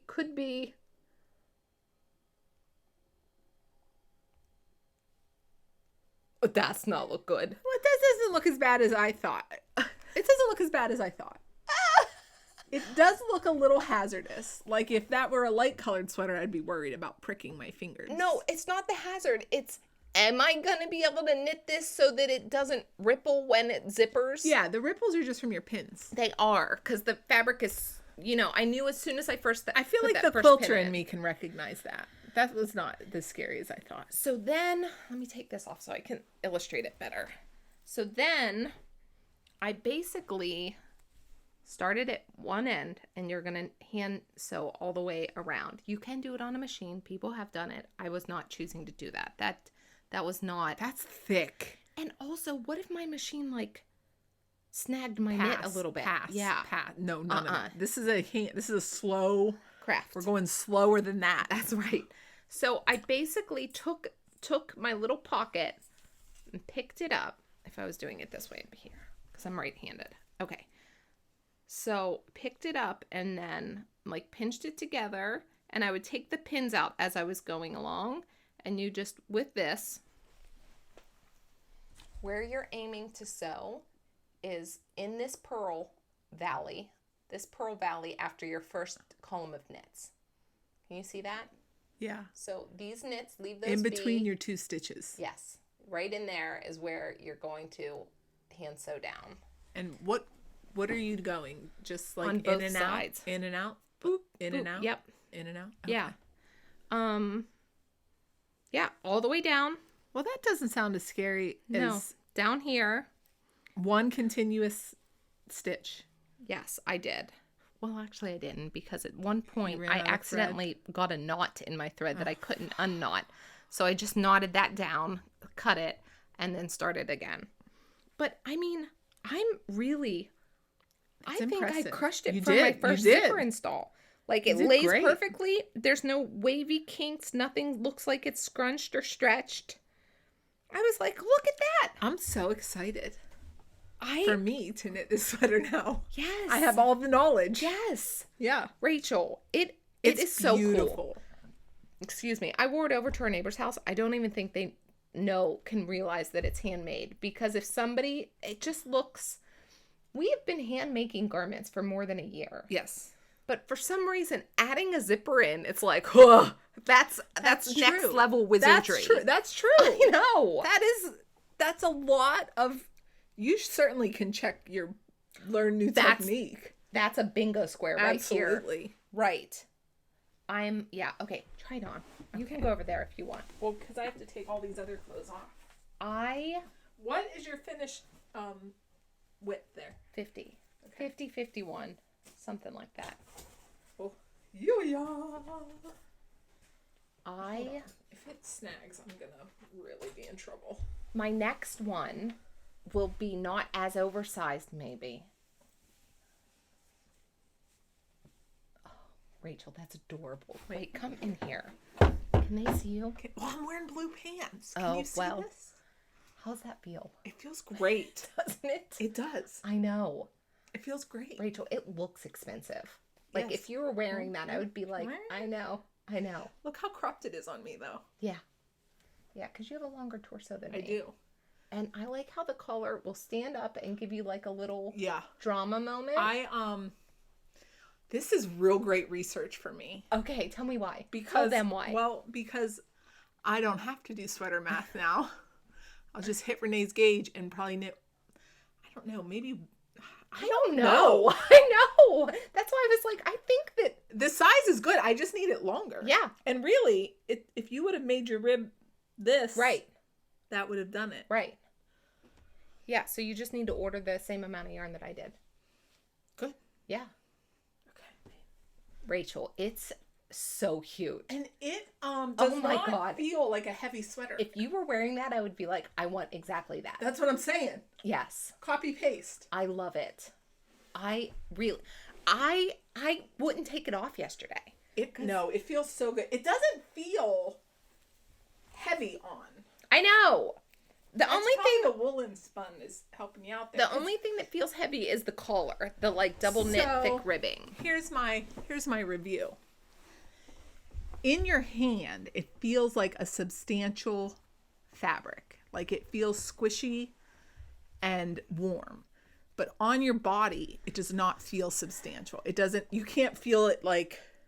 Right. It doesn't feel like it's going to stretch out or wait. Do you know what I mean? It's so cute on you, Rachel. Thanks. Really. very cute Really, on we you. should have taken a picture. Well, we can do that It later. gives me that feeling. Like when you put it on, I was like, Yeah. oh, I love it. Me too. I'm excited. I'm going to make it. Do you know how to get the sweater for not, or the zipper for not $60? Yes. Okay, good. Yes. Yes. I'll put you in touch with that friend who's having her Copenhagen friends fly them in for her. Okay. Deal. It's Clover's mom. Oh, perfect. Yeah, it's our friend Jenny. Thanks, Jenny. At Renninger Wool. She was like, hey, you have Snag me me a convinced. zipper. You have to pick what color you want the zipper to I be. have to, well, then we have to go look at Mary's. Yeah. Oh, I didn't mention that. I picked a navy blue just so that it would. For the zipper tape. Yeah. That's smart. Yeah. I'm so, what's this? An end that I didn't weave in correctly? Yeah.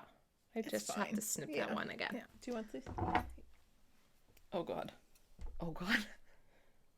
Tell me where. There. Yeah, thank you. So, yeah, done. I'm so happy. It's so good. Thank you. It's so good. Thank you. Is that why you're wearing blue pants?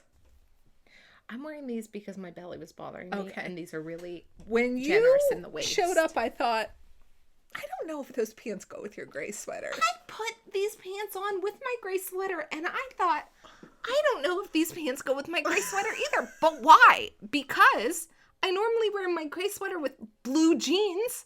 So why, if you add a little bit of white, does it make it feel like that I don't know, but it did feel like But that. I felt the same way. But that really goes. But I felt the same way. But I'm like having a little bit of belly pain, and I wanted the waistband on these pants are generous. Yeah, I wanted they're like. I think because these read light blue. See how but they don't read blue jeans. And maybe the tone is just off with your gray. I thought the same thing. Yeah. Really, because I was putting a different pair of pants on. But also, this like, morning. usually no one sees your pants, so it doesn't really matter. I but almost wore sweatpants because of it. could've. But then I was like, ooh, I know that waistband's I found really another pair of generous. Judo sweatpants you can take home. Yes. Yeah. Judo is our grandfather on our father's side. He lived here until he passed. So every once in a while, a piece of clothing pops up. I donated most of his clothes. One of our neighbors helps the homeless people in the city. She like cooks for them and she takes some stuff. So I donated most of his clothes, but I don't know where occasionally an article just pops up. Yeah. Where'd that come from? Yeah. Maybe he brought him back. You guys, I'm feeling so fancy sitting here. You look I'm in my fancy homemade zipper sweater and my fancy homemade I tell you what, slippers. you won the FO game this week. You really did it. Next week's gonna be so bad because right. this was like dopamine. Yeah. It's all right. Okay, those are my finished objects. All right. I'm excited for yours. Me too. You know what? Okay. And We're listen, going. listen, let me tell you, where did it go? This Aria Suri is not cheap. It's priced for what it is. Neither is the Bloom DK. It is very high quality hand dyed yarn. What are they doing? The dogs are barking again. Worth it. Yes, I Worth wouldn't it. even hesitate. No. It I will love be my this. special thing that I treat myself to. So And I'll have it for the rest of my life. yeah, and it's perfect. I love it. Sorry. Okay. I'm done gushing, We're going I think. to you guys know this. We're going to be at Yarncentrick. That's the day before Maryland Sheep and Wool. We're going with friends. We're staying in a house with mother and daughter friends. And the mother just typed just last night. She was like, I'm starting my list for Maryland. And I was like, oh, me too. I was like, I don't have a list. Like, I Yes, don't. we do. You and I have a list. No, but we've bought most of those things already. No, did we? Drum Carter, Diz, we did it. We dizzed it. Like, I looked at the list and I'm like, I already own these things. Oh, okay. And I don't really like to go to places like that unprepared because then I'm just buying things and I don't know. Right. I don't have a project. I don't know. Did I buy enough? Did I buy too much? Probably. Who knows? Right. So this gives me at least I have. Oh, yeah. I Oh, have yeah. something now. Yes. I'm like, Well, you need to tell Mary that that's what you're planning because you have to make sure she has these bases there. she will dye me it and send it to me after. Yeah, that's I true. really just want to look at the colors. Oh, okay. Like, That's it's fun. easy. The brain doesn't make pictures. So I either have to take screenshots and put them in an app together. And sometimes that's not perfect because my screen... Renee and I were shopping for yarn together one day and kind of arguing about colors. And I was like, that's beige. And she was like, I think it's brown. And I was like, and we held up our phones, 2 completely different colors. Right. Like our phone screens were wildly different. But we were together, like side by side. And when we compared them, we were both right. They look like different colors. Yeah. So, and we still don't know whose is wrong and whose is right. Right. So it's not a perfect science trying to pick yarn colors on your phone. I'd rather be in person and like, even if it's not the right base, it's the color. And then I'll say, please dye and send. Right. Right. Because I'm not going to cast it on in Maryland anyhow. You're not going to cast it on. Yeah. Yeah. It's fine. Right. Yeah. Maybe. No, probably not. It's a lot of winding and it's a lot of yarn. Oh, yeah. She did offer to send this to me wound. Yeah. That was nice. So, but that'll go on my list now. I'm excited. I'm so happy with this. Yeah. I need to find a place for it to live in my closet because it's not getting tucked away with my, like, I want a place that it has a home somewhere in there that I have free access to it. I was going to say that thing's not going to be in the closet very much. Right. We're going to see you in that everywhere. Yeah. Yeah. Peep me. Because I could relax in bed in this. Yeah. I can run errands in this. This is my everything. This is very nice because I feel like it protects your face from this zipper. Nice, this is substantial. So hefty. Yeah. Yeah. Okay. What are you working whips. on? Whips. Today I have so many because as you see, I only finished one thing. So I still have all those other whips, but they got put in timeout for a minute because I started new shiny things. So I brought 3 to show you today. How many do you have? 1. Okay, so I should start. Yeah. Okay. You do 2, then I'll do 1, and you do 1. I'll start with the one that I showed you last week. This is this is a surprise for me because I forget. This is our Moon and Yarn Craft Room Delicute Snap Bag. And this is my Yarncentric knit. You still don't know? Huh. Springcentric. We're hosting a knit along, a make along. Oh, I remember. It's called Springcentric. It's going on right now. It's knit a warm weather garment. Yes. So or t-shirt, tank. If we don't, you can knit anything you want. Knit along with us and talk about it on Ravelry. T-shirt, tank top, slip over, vest, accessory, knit it, weave it, crochet it. Yeah. This is an inclusive space. Do whatever you want. And if you're knitting for something else, like another knit Double along, dip. That's right. Do it. So do whatever you want to do. This is Andrea Mowry's Nebula, knit in a not fluffy yarn. Let me pull that pattern up for them. So she has it shown and knit in a long sleeve version and a short sleeve version, but they both have some suri. I think the long sleeve is a fingering and a lace, a fingering cotton wool and a lace suri, and her short sleeve is that's just a suri silk DK weight. So I decided I have yarn for both of those already, but I thought maybe I wouldn't want to wear that fluffy thing at Yarncentric because it's a long day and I think I will be hot. And that sometimes fluff when you're hot gets sticky to me. I don't know. I can see that. I feel like when you heat up in a fluff, well, I don't know about Surrey alpaca, but if it has mohair in it, it starts getting like prickly. Yeah, it gets, yes. Yeah, like I notice it then. So I'm knitting this version in 2 strands of non-superwash 100% merino. This is 29 Bridges non-superwash sock base. The color is carbon. And am I right? Is that what this base is called?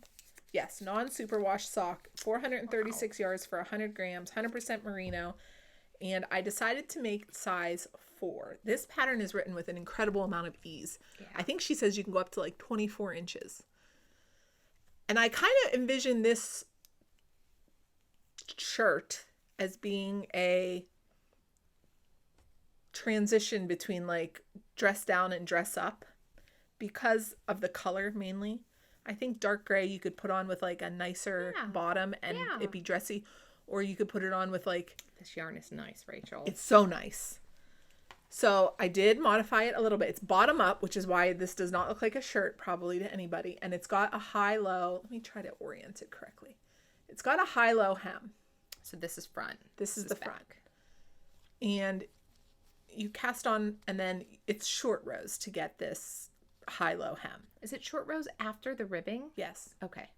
You do the ribbing straight, and the ribbing is going to look like like this big. Oh, yeah. I don't know. I don't even know if it works out yet because all I have is this, but I think it will. And then you do short rows. I omitted the last 2 short rows because I saw a project page. I showed it last week where somebody else omitted the last 2 short rows, and it just made it a little bit less dramatic of a hem because I don't think that this particular version is going to have as much drape as that Surrey version. And I didn't want it, I don't know, I just felt like a little bit more gentle high-low would be okay. I also am going to knit it longer because I do have the long torso and I didn't want it so low, like I didn't want it covering my whole butt to get it to hit my waist. Oh, right. Yes. Do you know what I mean? So I feel like I needed, I'll tell you when it's done. Right. Less difference between the high and the low. Right. I get it. So 2 short rows I didn't do. And okay. I just didn't do them. I just skipped the last 2 short rows and I went to the next step. And now it's just stockinette in the round until you split for front and back. And I'm bored now.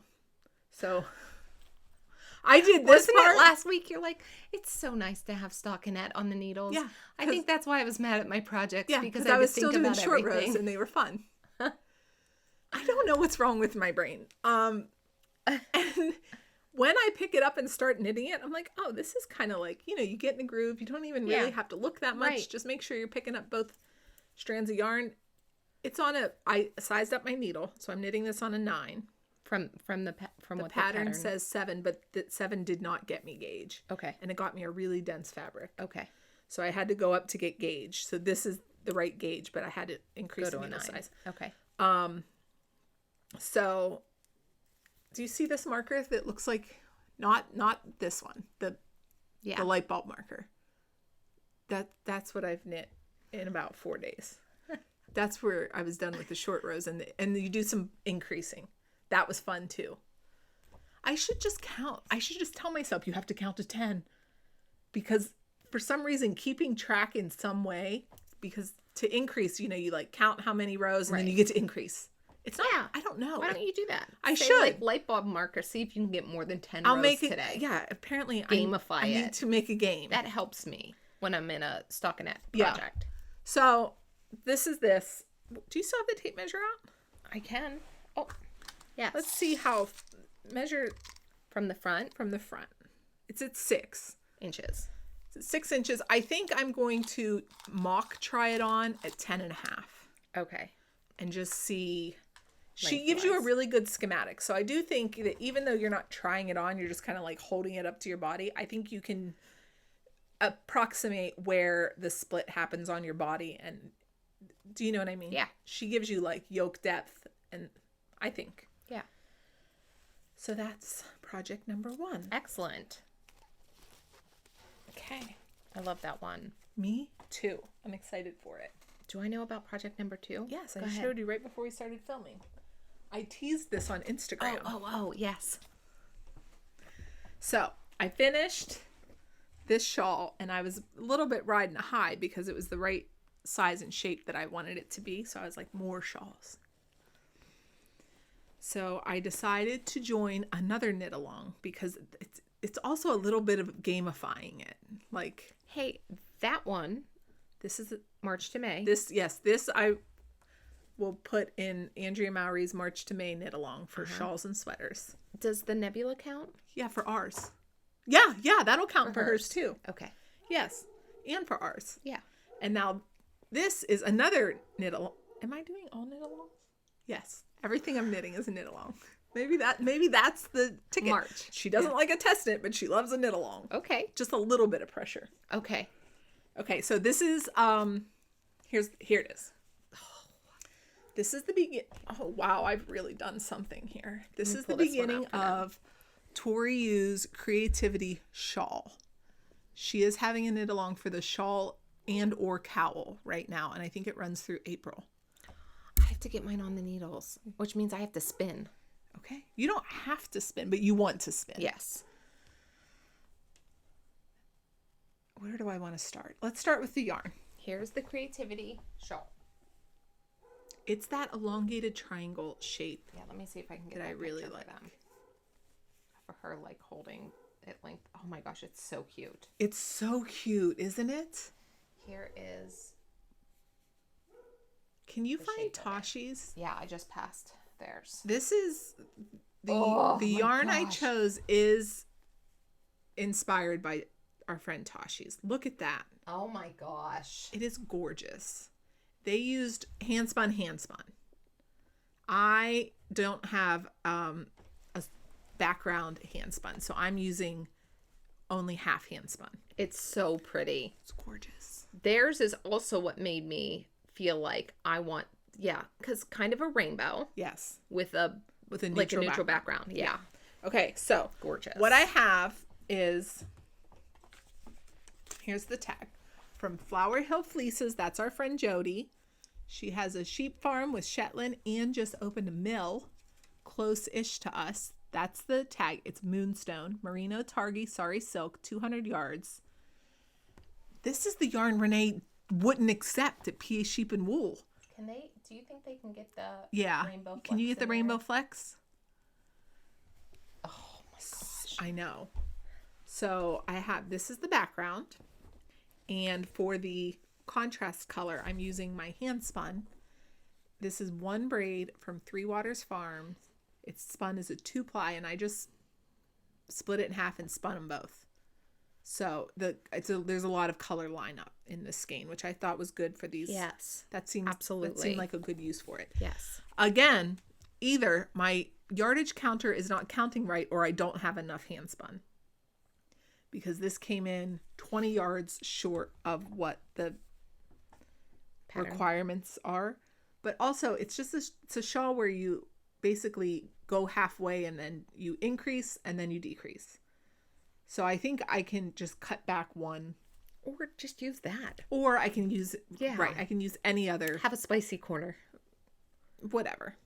But I have plenty of the background color. So wait, is that the one that you had to reach out to her and say, hey? I did reach out out to Jody because I was a little bit short to make the bigger size. There's 2 sizes, but I kind of always want the bigger size. And I said, is it possible that you have not a full skein? Because I knew it was sold out, but do you have like a scrap that I could buy off you? And she did. She had like a half a skein. So I have 2.5 of these. And I have this plus an arsenal of that colored yarn. Right. Pink, blue, and purple. Yeah. I'll find something. It's beautiful. Thank you. It's gorgeous. Thank you. I'm knitting this on. She does give you a needle size for DK, and that's what I'm Could it using. Be happier too? Look at those. I know. It feels like Easter and springtime. I know.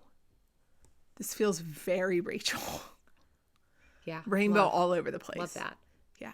So, and it's fun. And this is a pattern that maybe I knit 4 of these contrast stripes and I was like, okay, I got it. I don't need to keep looking at the pattern. So nice. That's my jam. Like, I can just pick it up and knit it. I don't have to reference anything. I do appreciate. I mean, when it comes time to decrease, I'm going to have to learn something new. But until then, I'm just going. Yeah. So, other than that, it's knit to pattern. It's going to be, this hand spun. I'm still new. So we have, can you tell? We have a little bit of a lumpy bit right here. So it does have textures. Good. But yes, I don't hate it. And it's in I just told Renee, I love these redesigned bags so much. They are pricey, but they get their use with me. Yes. It's so nice. Okay. So that's my 2. Let's see your 1. I cast on my Farmer's Daughter Fiber soft squad this month. Oh, fun. I know. All right, well, let's talk about it. I was at a real mental roadblock because I was like, I don't know what I want to do with this pretty skein of yarn. Okay. I don't know if it is asking to just be by itself. Oh. Because, let me find a picture of the yarn colors. I have the yarn colors. Okay. Do you have them? Yeah. Oh, yeah. I was pulling them up for you. Get closer. Hi-ya. I want them to see that mane. All right. Our friend Amber at A Lovely Yarn podcast, she just posted a video recently in the past week that was Single skein projects? 15 single skein projects. And I was like, ooh, yes. Okay. What do you got? It was so good. I text her and I was like, so I watched the video and I was like, oh, I love that. Oh, I love that. I love that. They were like, I was really falling in love with the shawl portion. She had some just great options. So we will link that video. Go check that out. The next day on Ravelry, like 3 or 4 of her projects are now in the Ravelry hot right now. I love that. You are such an influencer. That is so cool. That's cool. Your video pumped up those patterns so much that they're on the hot right now. That's cool. Isn't that awesome? Yes. I think that's so cool. And I keep thinking about them. Oh, even better. I know. So I cast on my sock and I was looking at that yarn thinking, I don't know. Do you really want to be a one skein shawl? Okay. So I text her when I was like in the ribbing of the sock and I was like, I don't know if it's a sock this month or not. Oh, this is exciting. I know. Okay. And also, so I watched that video and then I went looking through the Discord, Farmer's Daughter Fiber Sock Squad 2026 Discord to see like, what do you got for me? What are people doing? Okay. And there were 2 people in there that I was like, I could do this. One was a DK weight sock. Okay. And coming off the high of these, I was like, I could get down with some house socks. Or there was a really cute colorwork one. What do you think I did? I think you made the shawl. Okay. I made the colorwork sock. Oh, I saw those.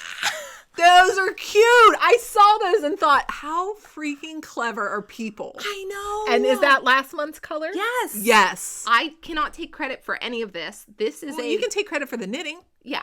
But there was a person in the Discord that did this. Yes. And I was like, that is so cute and happy. I'm making those. What are they called? Toadstool something. This is a pattern by Charlotte Stone. Her patterns are so cute. I know. She has a niche and she nailed it. And she does colorwork socks. Magic Toadstool socks. Aren't those cute? They're adorable. Okay, here are these in a book or are they only... I don't know. Do we know? I just bought the pattern off of Ravelry. Yeah. Look at those. Look at those happy little mushrooms, you guys. They're adorable. Hey, not for nothing. I like your colorways better. Hey, thank you. I like this colorway too. There's a couple projects. Yeah, well, because there's more contrast in yours. Right, and there's a couple projects in the project page that has it in this Let me see. family of color. Adorable. That I was like, oh, I love that. So, what did I do? I cast on using 2 needles. Yeah. Because that works for me. Look it. It's beautiful. Aren't those nice, pretty, clean edges? And then I knit about 20 rounds. The pattern calls for less than that, but I just like a little bit thicker of a cuff. So I knit for 20 rounds, just 1 by 1 rib. And then I was like, you know what I want to do? And I was knitting these on US 0 circular. So a 2mm 9-inch circular needle, 1 over here, 1 over there. Now they're on Magic Loop 2 at a time, but they started separately. I was just doing them tandem. Okay. And so I knit the cuff, and then I did 1 German short row turn so that I flipped my cuff inside out, because I do think that the ribbing is nicer on the inside. Yes. Yeah. So I always 1 by 1 ribbing does always look better on the inside out. So I was like, why wouldn't I just turn it? Right. Here, let me try to show you. So that's the ribbing on the inside, which would have been my original outside. And then once I turn it, it just looks a little bit cleaner. It does. Like tighter. Okay, so then I did my German short row turn. You keep knitting, and maybe a few rounds down after the cuff, you do a series of increases. So her pattern says to go up a needle size and to do those increases. I know that I try to compensate when I do color work. I'm never concerned about me knitting color work tight. Okay. I usually end up with the Yeti Cozy. Right. So I stayed on my US 0, and I knew that I increased that many stitches. It's like 8, maybe 8 to 10 stitches increased. I don't need to go up a needle size. Right. That's plenty. For me, yes. But you need to increase to stay on the pattern or on the colorwork chart, right? To stay on the colorwork chart, yes. But then also, I think she does want to give you room. Yeah. That's how she did the same with whatever pattern of hers that I knit. The skulls, the Halloween spooktacular, I think is what they're called. And you can see, so this is my first sock, and this is my second. Can you see that? Look at the mushrooms. This mushroom is just a little bit tighter, smaller. Yeah. Which one's the first one? This one. Okay. Because you got more comfortable? No, because I tell myself, stop doing that. Stop trying to compensate for color work. Just knit how you would normally knit. Because I lined them up and I was like, all right, this one's like a scooch bigger. They're not that bad. No, they're going to be fine. You do the colorwork chart. This is my first time ever doing 3 color stranded colorwork. Okay. So there are a few rounds in here that you are carrying 3 yarns. You either had that choice or you would have to come back and duplicate stitch all the white marks Hard on pass. right? So when I did her, like, what were they? Home, Sweet Home, no, Cottage Dream? I don't know. I'll look it up. I did a different colorwork sock pattern of hers, and it was, you either had the option to carry 3 strands or you had to go duplicate stitch. And I was like, I'll just duplicate stitch. Hold on, you've made a lot of things. Wait, are they not in here? I think they're at the very top, and I didn't do a page for them. Oh, Dream Home sock set. Dream Home sock set. Pass. I'm not doing that to myself. I'm going to do the 3 strands. And at first I was like, it felt like, what's happening? Are they hands? Where's that yarn? What is this, a tail? Like, it was, but by the second sock I was like, got it. Look at me. So also new skill. You're crushing it. Yeah. Yeah. Right. Thank you. You're welcome. And then you do your colorwork chart, you reduce down to your original cast on stitch count, and then I was like, do I want to do an afterthought heel? You don't want to do her short row heel because I did it and it doesn't fit. This one is a heel flap and gusset. Okay. But I just did my heel. I'm just doing my heel flap. I don't even know what her pattern says. I just used it to get me past the colorwork chart down now to the you're just going to knit your sock that yes, you knit. My little sock recipe. So I'll do the heel I support flap. that decision. 2.5 inches. Pick up for the gusset stitches. Decrease down after my heel turn. And then knit the length of mine and throw my rounded toe on it. I love the color of this yarn. This main color this month. That was what and was... I'm not a brown person. I am. And that was... There were a couple shawls in Amber's video that I thought they would look just so lovely in that. That there's enough variation. Yes. And that was my challenge because I like that yarn so much. I have to tell you, I almost bought, it's open for pre-order until the 15th. Oh, really? Yeah. You can buy just the main, just the mini, or the set. And I was like, okay, you have until the 15th, but I love this colorway. I know. I like the variation in it. I like how it's like, oh wait, is that a little bit of gray? Is that a little bit of green? Skeined up, it was even prettier. Right. When I was winding it, I was like, holy moly, that's pretty. Yeah, you couldn't really see the depth when it was wound in the hank. Right. Throwing it in this, I was very conflicted. And so maybe I'll buy another one and have both. Right. I think that, do you have the mini with you? No. Okay, I'll show them the mini, but okay. I can't show them right now. Okay. They both read as a pink undertone to me. Like a little warm? Like a little, you know what? I think it's, so when we were at Farmer's Daughter Fibers, I had that picture of Renee and I on the beach. And I said to Rachel Price, I need to make the sand color, but I don't want brown. And she said, well, I don't actually see that sand as brown. I see that sand as pink. She was like, go get, I forget what the color of the dye was. She's like, go get that and add a little bit of silver. And that did, you've seen my spin cycle, that came out pink. Yes. But that's what it's reading to me, is whatever that brown dye she sent me for. Yes. That she said it's reading pink. Yes. It's this. Yes. This like, it's like an undertone in there. It's so pretty. And it's like gorgeous. The light parts in it read as like a highlight. Does that make sense? Yes. Like, you know when somebody gets highlights in their hair and low lights? Yes. It feels like this, they picked the color and then did highlights and low lights. Yeah. It's so pretty. It is very pretty. Yeah, I can see that. I you see what I mean about, it's like an undertone of pink. Yeah. So once I skein this up, and I did skein up the mini as well, because when I was winding them up, I was going somewhere that I wanted to have knitting with me. Yeah. So I took all of my needles because I couldn't decide. So I took the whole collection. I took a sock bag, which has all my sock notions, and then I took this. I did take a red and a white because that was a possibility. What is and the white? I took the mini. It's just a white sock yarn. Yeah. Broke a rule. My own self-imposed rules. That's a big step for you, though. It is. Breaking that rule, you really wanted them socks. They're so... No, I don't blame you. They're They're so adorable. cute. They're adorable. Okay, and I chose to make them like a midi sock. Yeah. Because I thought with a pair of Birkenstocks on and For like sure. and like jeans For that show your sure. ankles, having little mushrooms, it's so Adorable. cute. Yes. I can't even with these. They make me so happy. Especially if you're going to put color work on the cuff, why wouldn't you put it right on the part that's most likely to be seen? Right. Because I normally think that for my hand knit socks, I want them to be tall. But that will, for me, actually can be a styling limitation. Yeah. Like, I don't If really you want wear your the sock really... to be seen, yeah, unless you're It putting like your needs to be docks shorter. on. Right. Yes. Right.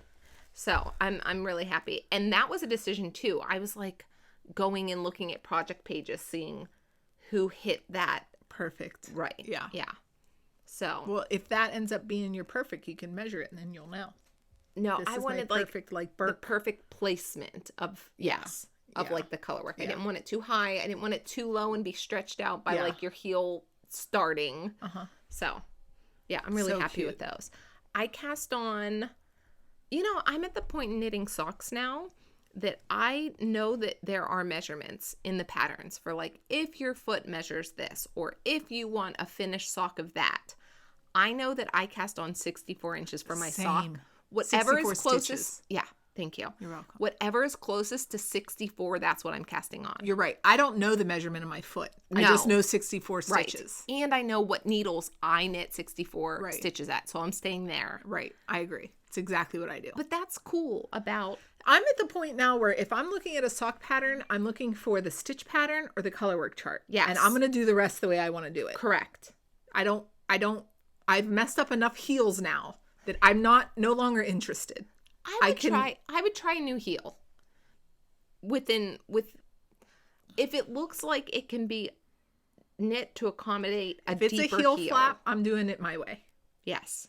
And if it looks like an afterthought or a shadow wrap, it's my afterthought. Yes. That's yes. it. But there are some like cool heel techniques. Yeah, I would try a heel technique, but that's what the sock is. It's an experiment of this heel technique now. Yes. Correct. I don't need to knit it's a vanilla sock and we'll With try a this different heel. Yes, because there are some heels that I'm like, even if they're a heel flap, there's the one that offsets the slip stitch, and I look at that sometimes. So then they look, instead of slip stitch like like lines, they look like a diamond pattern through a heel. Yeah. I would try that and just still knit it to my length. Yeah.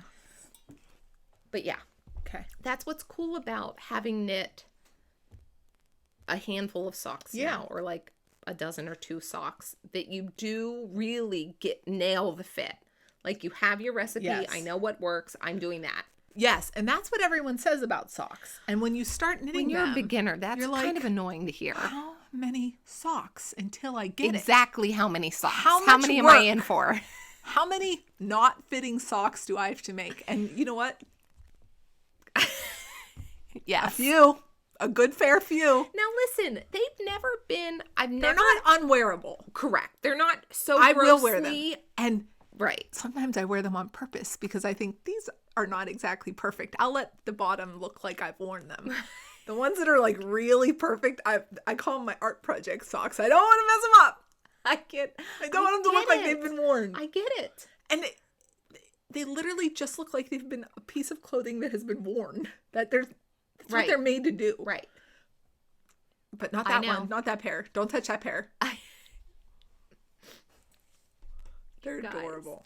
They make me so happy. Those are adorable. Really, really, really, really happy. I'm happy with these ones. What are they called? The Happy Toadstool? I don't know. Happy needs to be in there. Magic Toadstool socks. They are magic. Yeah. Cute. See, I think that's too long. Yeah, I didn't agree. want that one. It looks like they added stitches at the top and at the bottom, which it's perfect. It's adorable, but I wanted. That's not the look you were going for. No, I do like that contrast toe and heel not being the same as the sock, though. I think that's cute. Wait, does she have a toe detail? Is there a toe detail on these socks? Yeah, she added the color work into the toe. Cute. This one, but that's okay. But that's not the pattern. No. Are you gonna do that? I don't know if that's not in the pattern because I stopped reading after my color work. So you're not. There will be no toe detail for you. I think I'm so fussy about the fit of my toes that I don't think I should add stuff to them. Same with my January pair. I did not add that color work around the toe. But do I put contrast color in the toe? I would not. Just leave them brown. Mm-hmm. What about if it's red? Red toe? White toe? No, not white toe. Honestly, okay, here's my hot take. If you're going to contrast one or the other, if that's the choice, it's always heel for me. Because that's the part you're likely to see. In Birks, you're going to see the cute heel. Yeah. Now, who's looking at the toe? My art project just sitting in my closet. Okay. Do I want a... Because if you get a 20-gram mini and you want it in the cuff, you have to make that decision. Right. Heel or toe. Right. It's heel for me. What do I want to do here? My inclination... It's not heel for you because we're already doing that part. My inclination was to just keep it brown. Yeah. That's mine too. Let the mushrooms be the star. Yes. Yeah. Oh, they're cute. They're so cute. They make me so happy. They're so cute. And you can bust out a sock color work chart in a night. And you have the leg of that sock. Yes. The fastest socks I've ever knit were those quilty cabin ones because this part of it flies. Right. And you feel like you have done things. When I'm telling you, dopamine. I'm like, I love it. It's the best hobby. I love this hobby. I'm so good at this hobby. That's how I feel. I'm a superstar. Look at me. I'm winning at my hobby. I know. What else do I want to say? Oh, when I threw these on 2 at a time, because when I got them past the color work chart, past the decreases, I was like, there's no reason that I can't pull from the outside, pull from the inside, and just now have these together. And then that will guarantee as much as possible that they're the same exact sock from then on. Like, I don't have to remember where I put an extra decrease into my foot. Right. I can just do it at the same time. This is a US 1 or a 2.25 millimeter when I put them on Magic Loop. Because I am a tight knitter, you can only knit so tight on a US on a 9-inch circular. So I drop down a size to compensate so that it's even. I tend to knit a little tighter when I have more leverage. So with the Magic Loop, my hands will knit tighter than I do on a US or on a 9-inch circular. Okay? Okay. It's my only whip. Oh, okay. Okay, let's see yours. Okay, I also cast on my socks. And I have to tell you, I was a sock hater 2 days ago. I didn't like it anymore. I wasn't sure you were going to do this one. I wasn't either. I was not either. So I'm on Ravelry. I'm like, I can't do a vanilla sock. Because I'm in the... funny? We were like, only vanilla socks in March. I know. I'm in the round on the Nebula now. And I'm like, that's enough stockinette for me. So I'm on Ravelry and I'm like, need to find... I can't just knit blueberry waffle socks. I mean, I can, but like, you guys are going to get so bored. Like, oh, Rachel knit blueberry waffle socks. But that is the perfect amount of engagement. So I was like, okay, I need something that hits like that. What is it? Hermione's. No. everyday sock? No, I was worried that Hermione's was going to hit like the Oxbow sock, and the Oxbow sock was hard for me to keep track of. Okay. So I kept messing it up, and it was making me mad. That's why it's not done. Okay. Because instead of Wait, knitting, your Oxbow sock didn't get done? not the other one. Okay. The second one is stuck because on one needle it's perfect, and on the other needle it's just ribbing because I lost track of the pattern somewhere. Okay. And I'm trying to decide if I'm going to fix it or if I'm just going to deal with it, and I can't decide. So it's just sitting there. Okay. Being decided. So I'm looking. I'm like, not that. No, that's not it. You know, you're like looking for Goldilocks. I know. Okay, so here's... It's so fun to scroll Ravelry, though. It is. And sometimes I'm like, oh, I forgot that I like that pattern. You know, I know. But And that's also- dangerous too, because that's how I drooped and cast on the creativity shawl, looking for a sock pattern. But also, I know what you mean, Rachel, about Goldilocks of like, what do you want? Right. I'll know it when I see it. Correct. Like nobody can. Hey, Correct. I watched a video. It was like a reel on social media, and it was like a married couple, and one was walking around the backyard describing what she wanted. Like, I want raised garden beds here. Here I want a 10-inch patio. And I was like, A 10-inch patio. I'm sorry, a 10-foot patio with a fire pit in the middle. And I was like, oh my gosh, this has to be how Rachel feels being around me. Because she was walking around that yard. She can see it. Yeah. It's there for No, her. not me. But listening to her, I was like, oh, that's what I sound like when I start saying that to Rachel. I know. Because I could see, like, her partner was like, I have no idea what to do with this. But in her brain, it's there. Yeah. Like, you'd have to draw a picture for me. yeah. Nothing is... Also, you're just saying words because my brain can't see it. It's those words, if you can just imagine them going in my ears and just straight back out. Like, I will listen, but it's useless. We're accomplishing nothing except that you get to talk. Hey, but I can see it in my mind's eye, but also I need to see it when somebody is talking to me like that. Yeah. So my husband will try to be talking. Yeah. It might be like math stuff or, oh, we got an email from this person and it said, and I'm like, you don't understand. I need to see it. Right. Because otherwise for Right. me, it's just words. Right. Yes. Does that make you feel better? Because that didn't help me. Exactly. You got to say it. Is that your process? Do you want to say it? Do you want to say it or do you want me to intake it? That's right. Okay. Okay, so now when I show you this pattern, this is not the pattern I'm using, but this is the inspiration. Ooh, okay. Because again, I don't need to knit a whole sock pattern because I'm not going to knit it the way that you're telling me to knit it. I'm going to knit it the way I want to knit it. But this is the picture that I saw and I was like, ooh, yeah, this. And you're going to be a little surprised. But this is the inspiration. I can't wait to be surprised. Oh, no. I know. Yes. Okay, but that's a stockinette sock. Yes. But that cuff, Yes. I was like, that cuff. Is that Alicia Plummer's? Yes, it's Alicia Plummer's campsite? sleepaway camp socks. But I didn't buy that pattern because I'm not knitting this pattern. But this is the Inspired inspiration you. picture. Okay. Let me see. Oh, yeah. So I was like, that's what I wanted. I want to knit a big, thick, chunky, striped cuff. Wait. Do you think you were inadvertently influenced by the Discord? No, I hadn't been on the Discord yet. Okay, because my second option... I only went on the Discord last night because I needed to find the link for the sock yarn because I thought I was going to buy it last night. This is the person that almost convinced me to... Those are cute. ...make a DK weight one. It was going to be this pattern. And I feel like it's not the same, but it hits. It's similar. the vibe. Yeah. Okay, but so I looked first. I thought maybe the flannel socks. Mm-hmm. Yeah. But I didn't want to Who's use that one by? That's for them? also Alicia Plummer. Yep. And I do own that pattern. But that same. I didn't want to incorporate that much of not the sock squad. Okay. Because it's really like kind of a 50-50. Okay. And had I had those contrast minis, I would have thought about maybe rainbowing them through. That'd be fun. But I don't have them yet because they're a pre-order. No big deal. But these sleepaway camp socks, that lit something up in my brain. My brain said, that's fun. That is what you want to do. I love 2x2 rib. I do like that athletic cuff of a sock. Yes.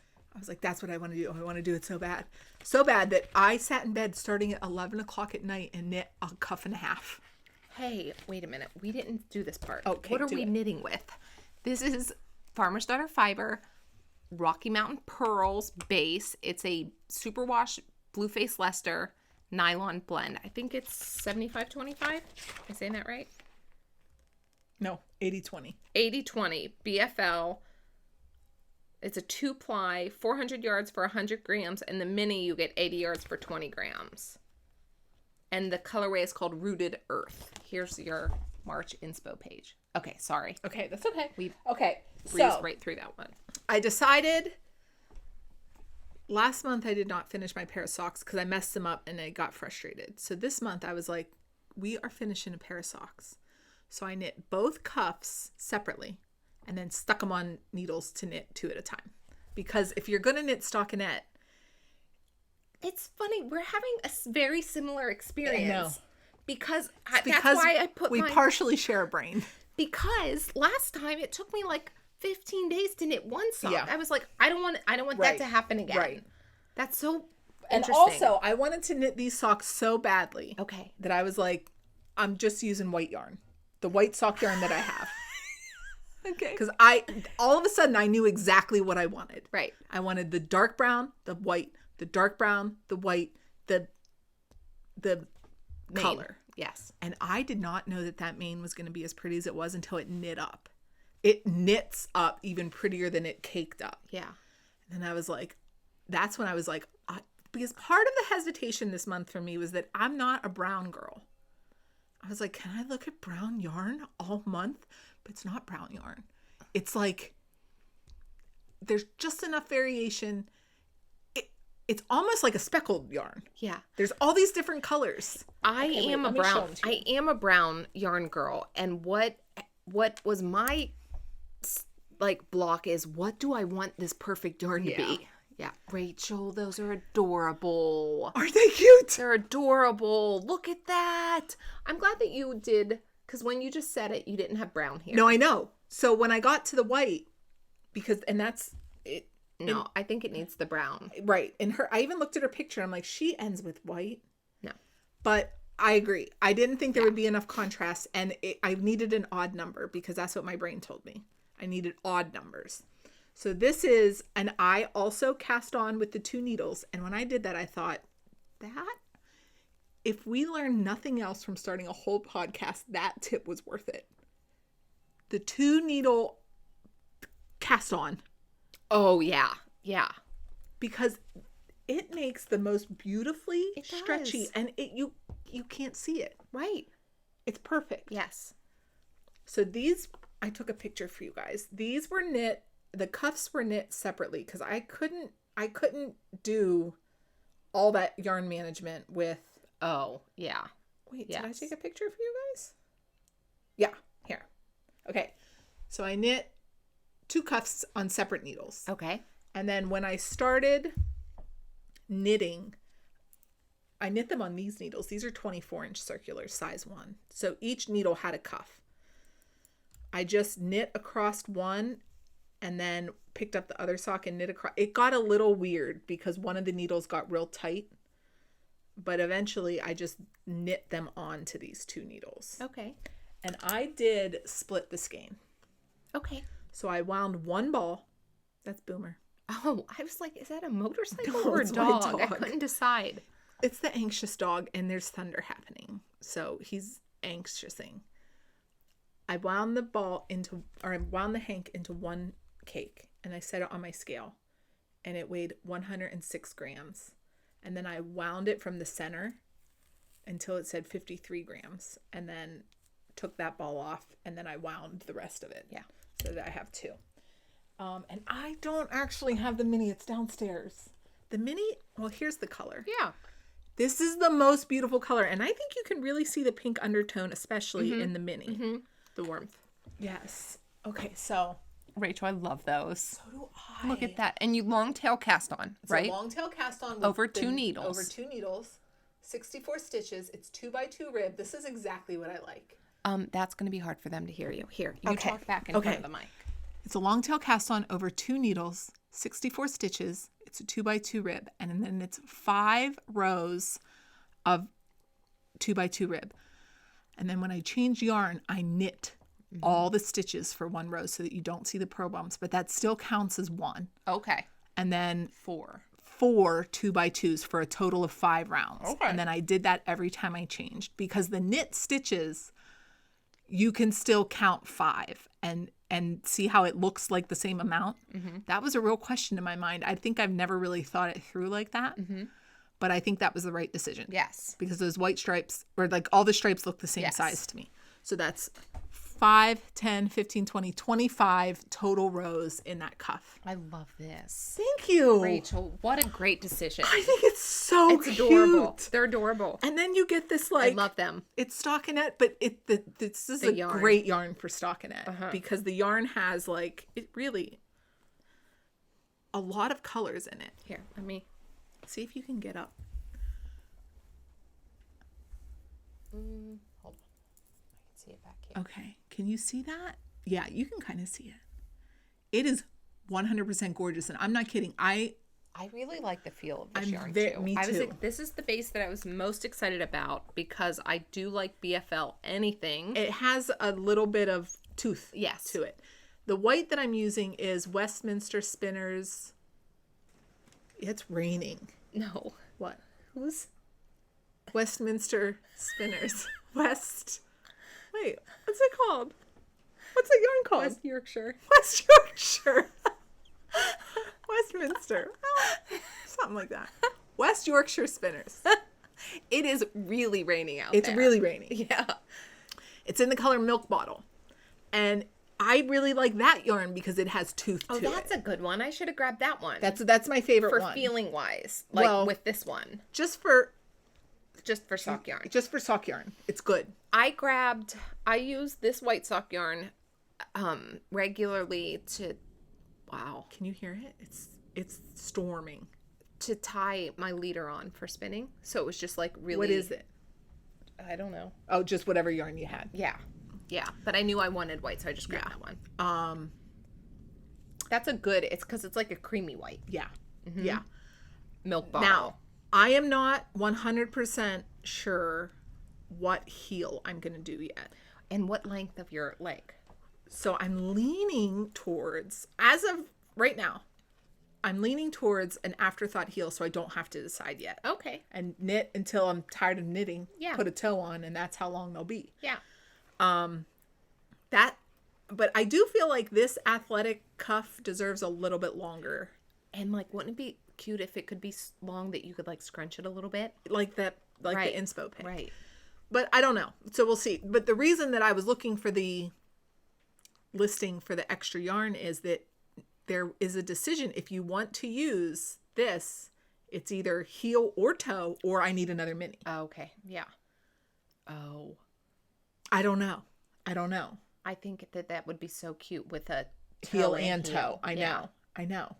But then the decision is, okay, you need a mini. Are you really ordering a mini from Montana, or am I getting the set, or what else? Or what else? Something else. Or, and then I was like, clothes. You'll be spending $100. Clothes. Do you want mine? You're probably I not don't going to know. use the whole thing. I don't know. We'll see. The decision doesn't need to be made today. It needs to be made by the 15th. But I'm real happy with these. They're adorable. This is like all the things that I like in a sock. How funny that we both added non-Sock Squad whites. Wait, hold on. Let's hold both of ours up. And we both went 2 at a time this month. We did not talk about it. Neither one of us knew the other one had done anything with this yarn. I was convinced you weren't doing them this month. So was I. Look at it. Isn't that fun? It's so fun to see like what other people will create. It is. So you guys right now are experiencing us. Like, this is how I feel in the Discord. Like, Right, it's like a mini version. I Right. didn't feel, yeah. Yeah. So cool. It's so cool. I love both of these yarns this month.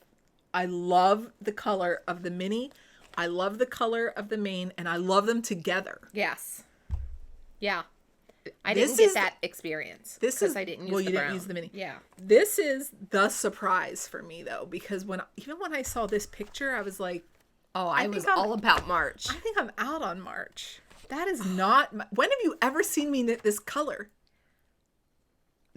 I don't yeah. think I've ever knit this color. Your bison sweater. Yeah, and I don't like it. I don't. I feel like April might be hard for me. Well, maybe that'll be the surprise for you. Hey, maybe that'll be my knit with a color that's out of your like comfort Yeah. zone. Because I don't know that I my ranunculus, but that's like lime. Yeah. Lime. I have one yellow from the Farmer's Daughter. It was a Beanie Brigade last year, and it is excellent. I have okay. I have full faith that Candace can crush a yellow. Okay. No, I have faith in her. I just don't know if I'll be like, that makes me uncomfortable. Well, that's how I felt about brown, and look how it turned out. it's so cute, right? Oh, this. Just seeing this makes me happy. Right. Like I want to knit them just so I can look at them. I know that feeling. And really, that cast on changed the puffiness of the big thick, because it's not being like right. you guys. I know. You 10 guys out are of the 10. MVPs. You're so That's right. smart.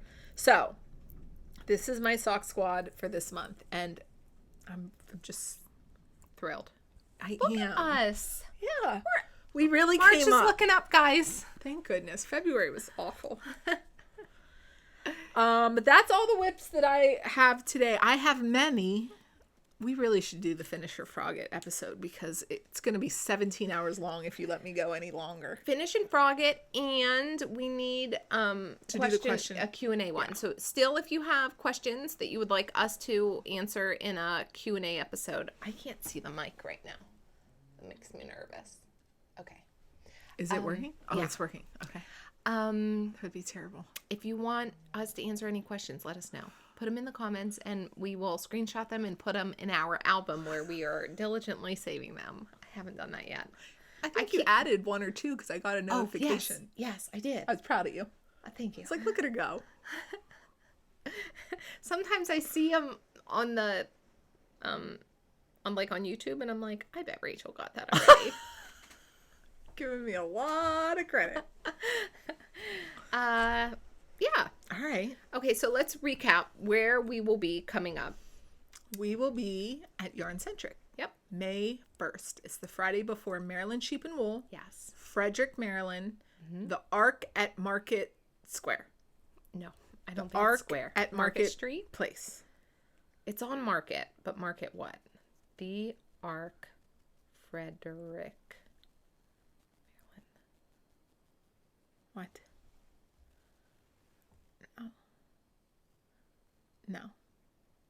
No, that's not right. Yarncentrick.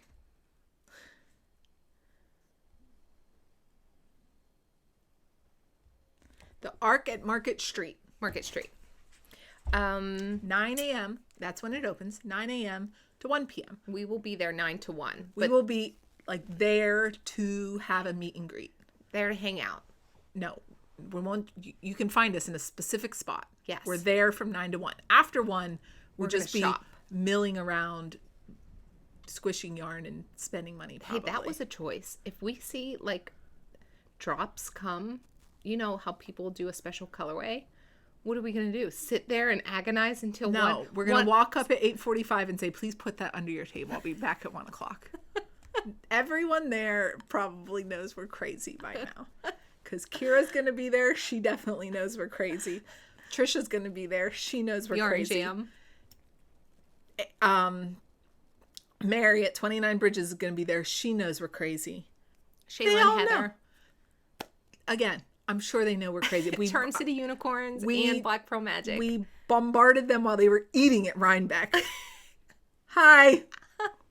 Hi, friends. Everyone knows. No one will be surprised that two crazy ladies are begging to be. Please take our money.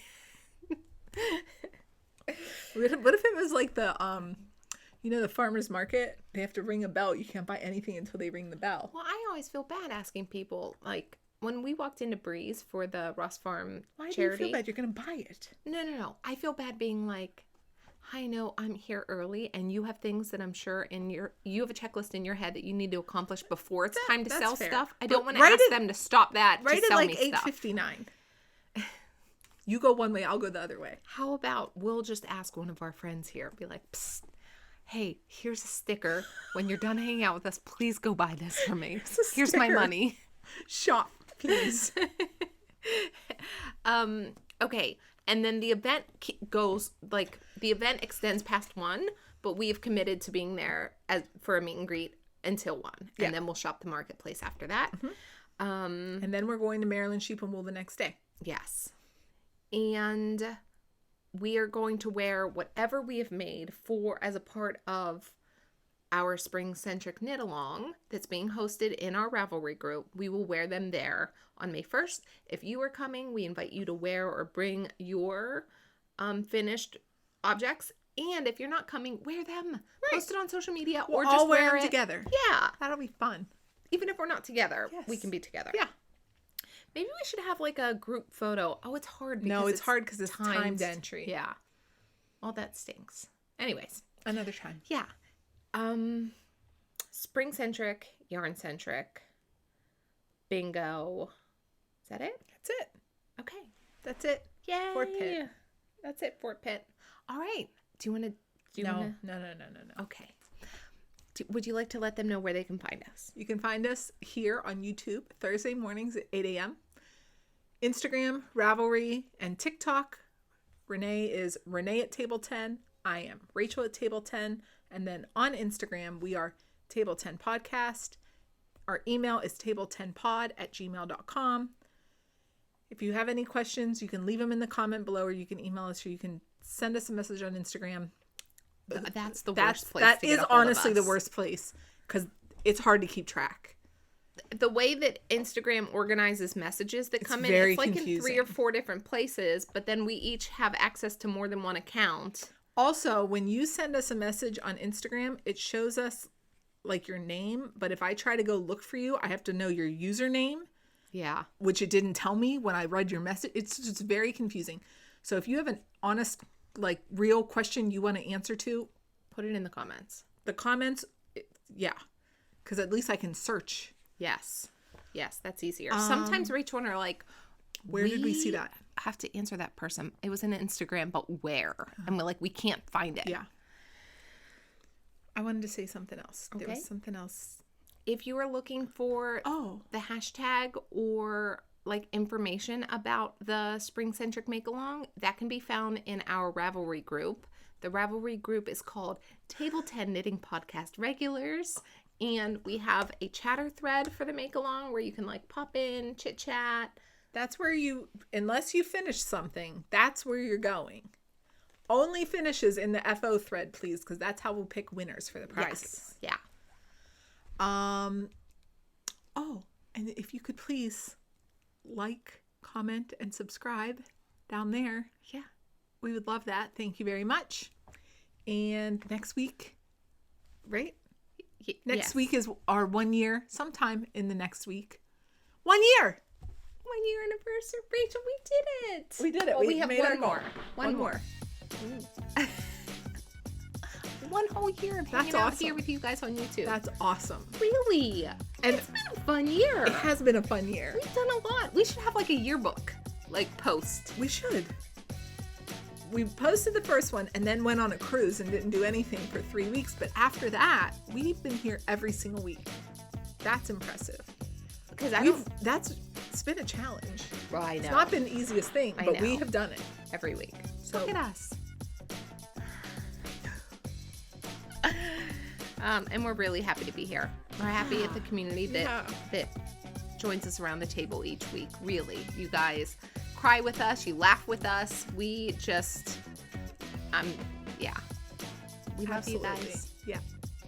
Okay. Is that the week? I think so. All right. Love you. Bye. Love you. Bye. Did you trick me into doing the outro? You didn't say anything. Love you. Bye. I just made it a whole year.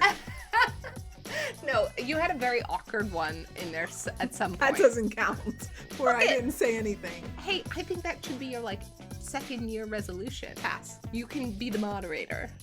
kick it off and be like, hey, Nay, what are we talking about today? Hey, Nay, where can they find us? I don't think so. We'll workshop it. Love you. Bye.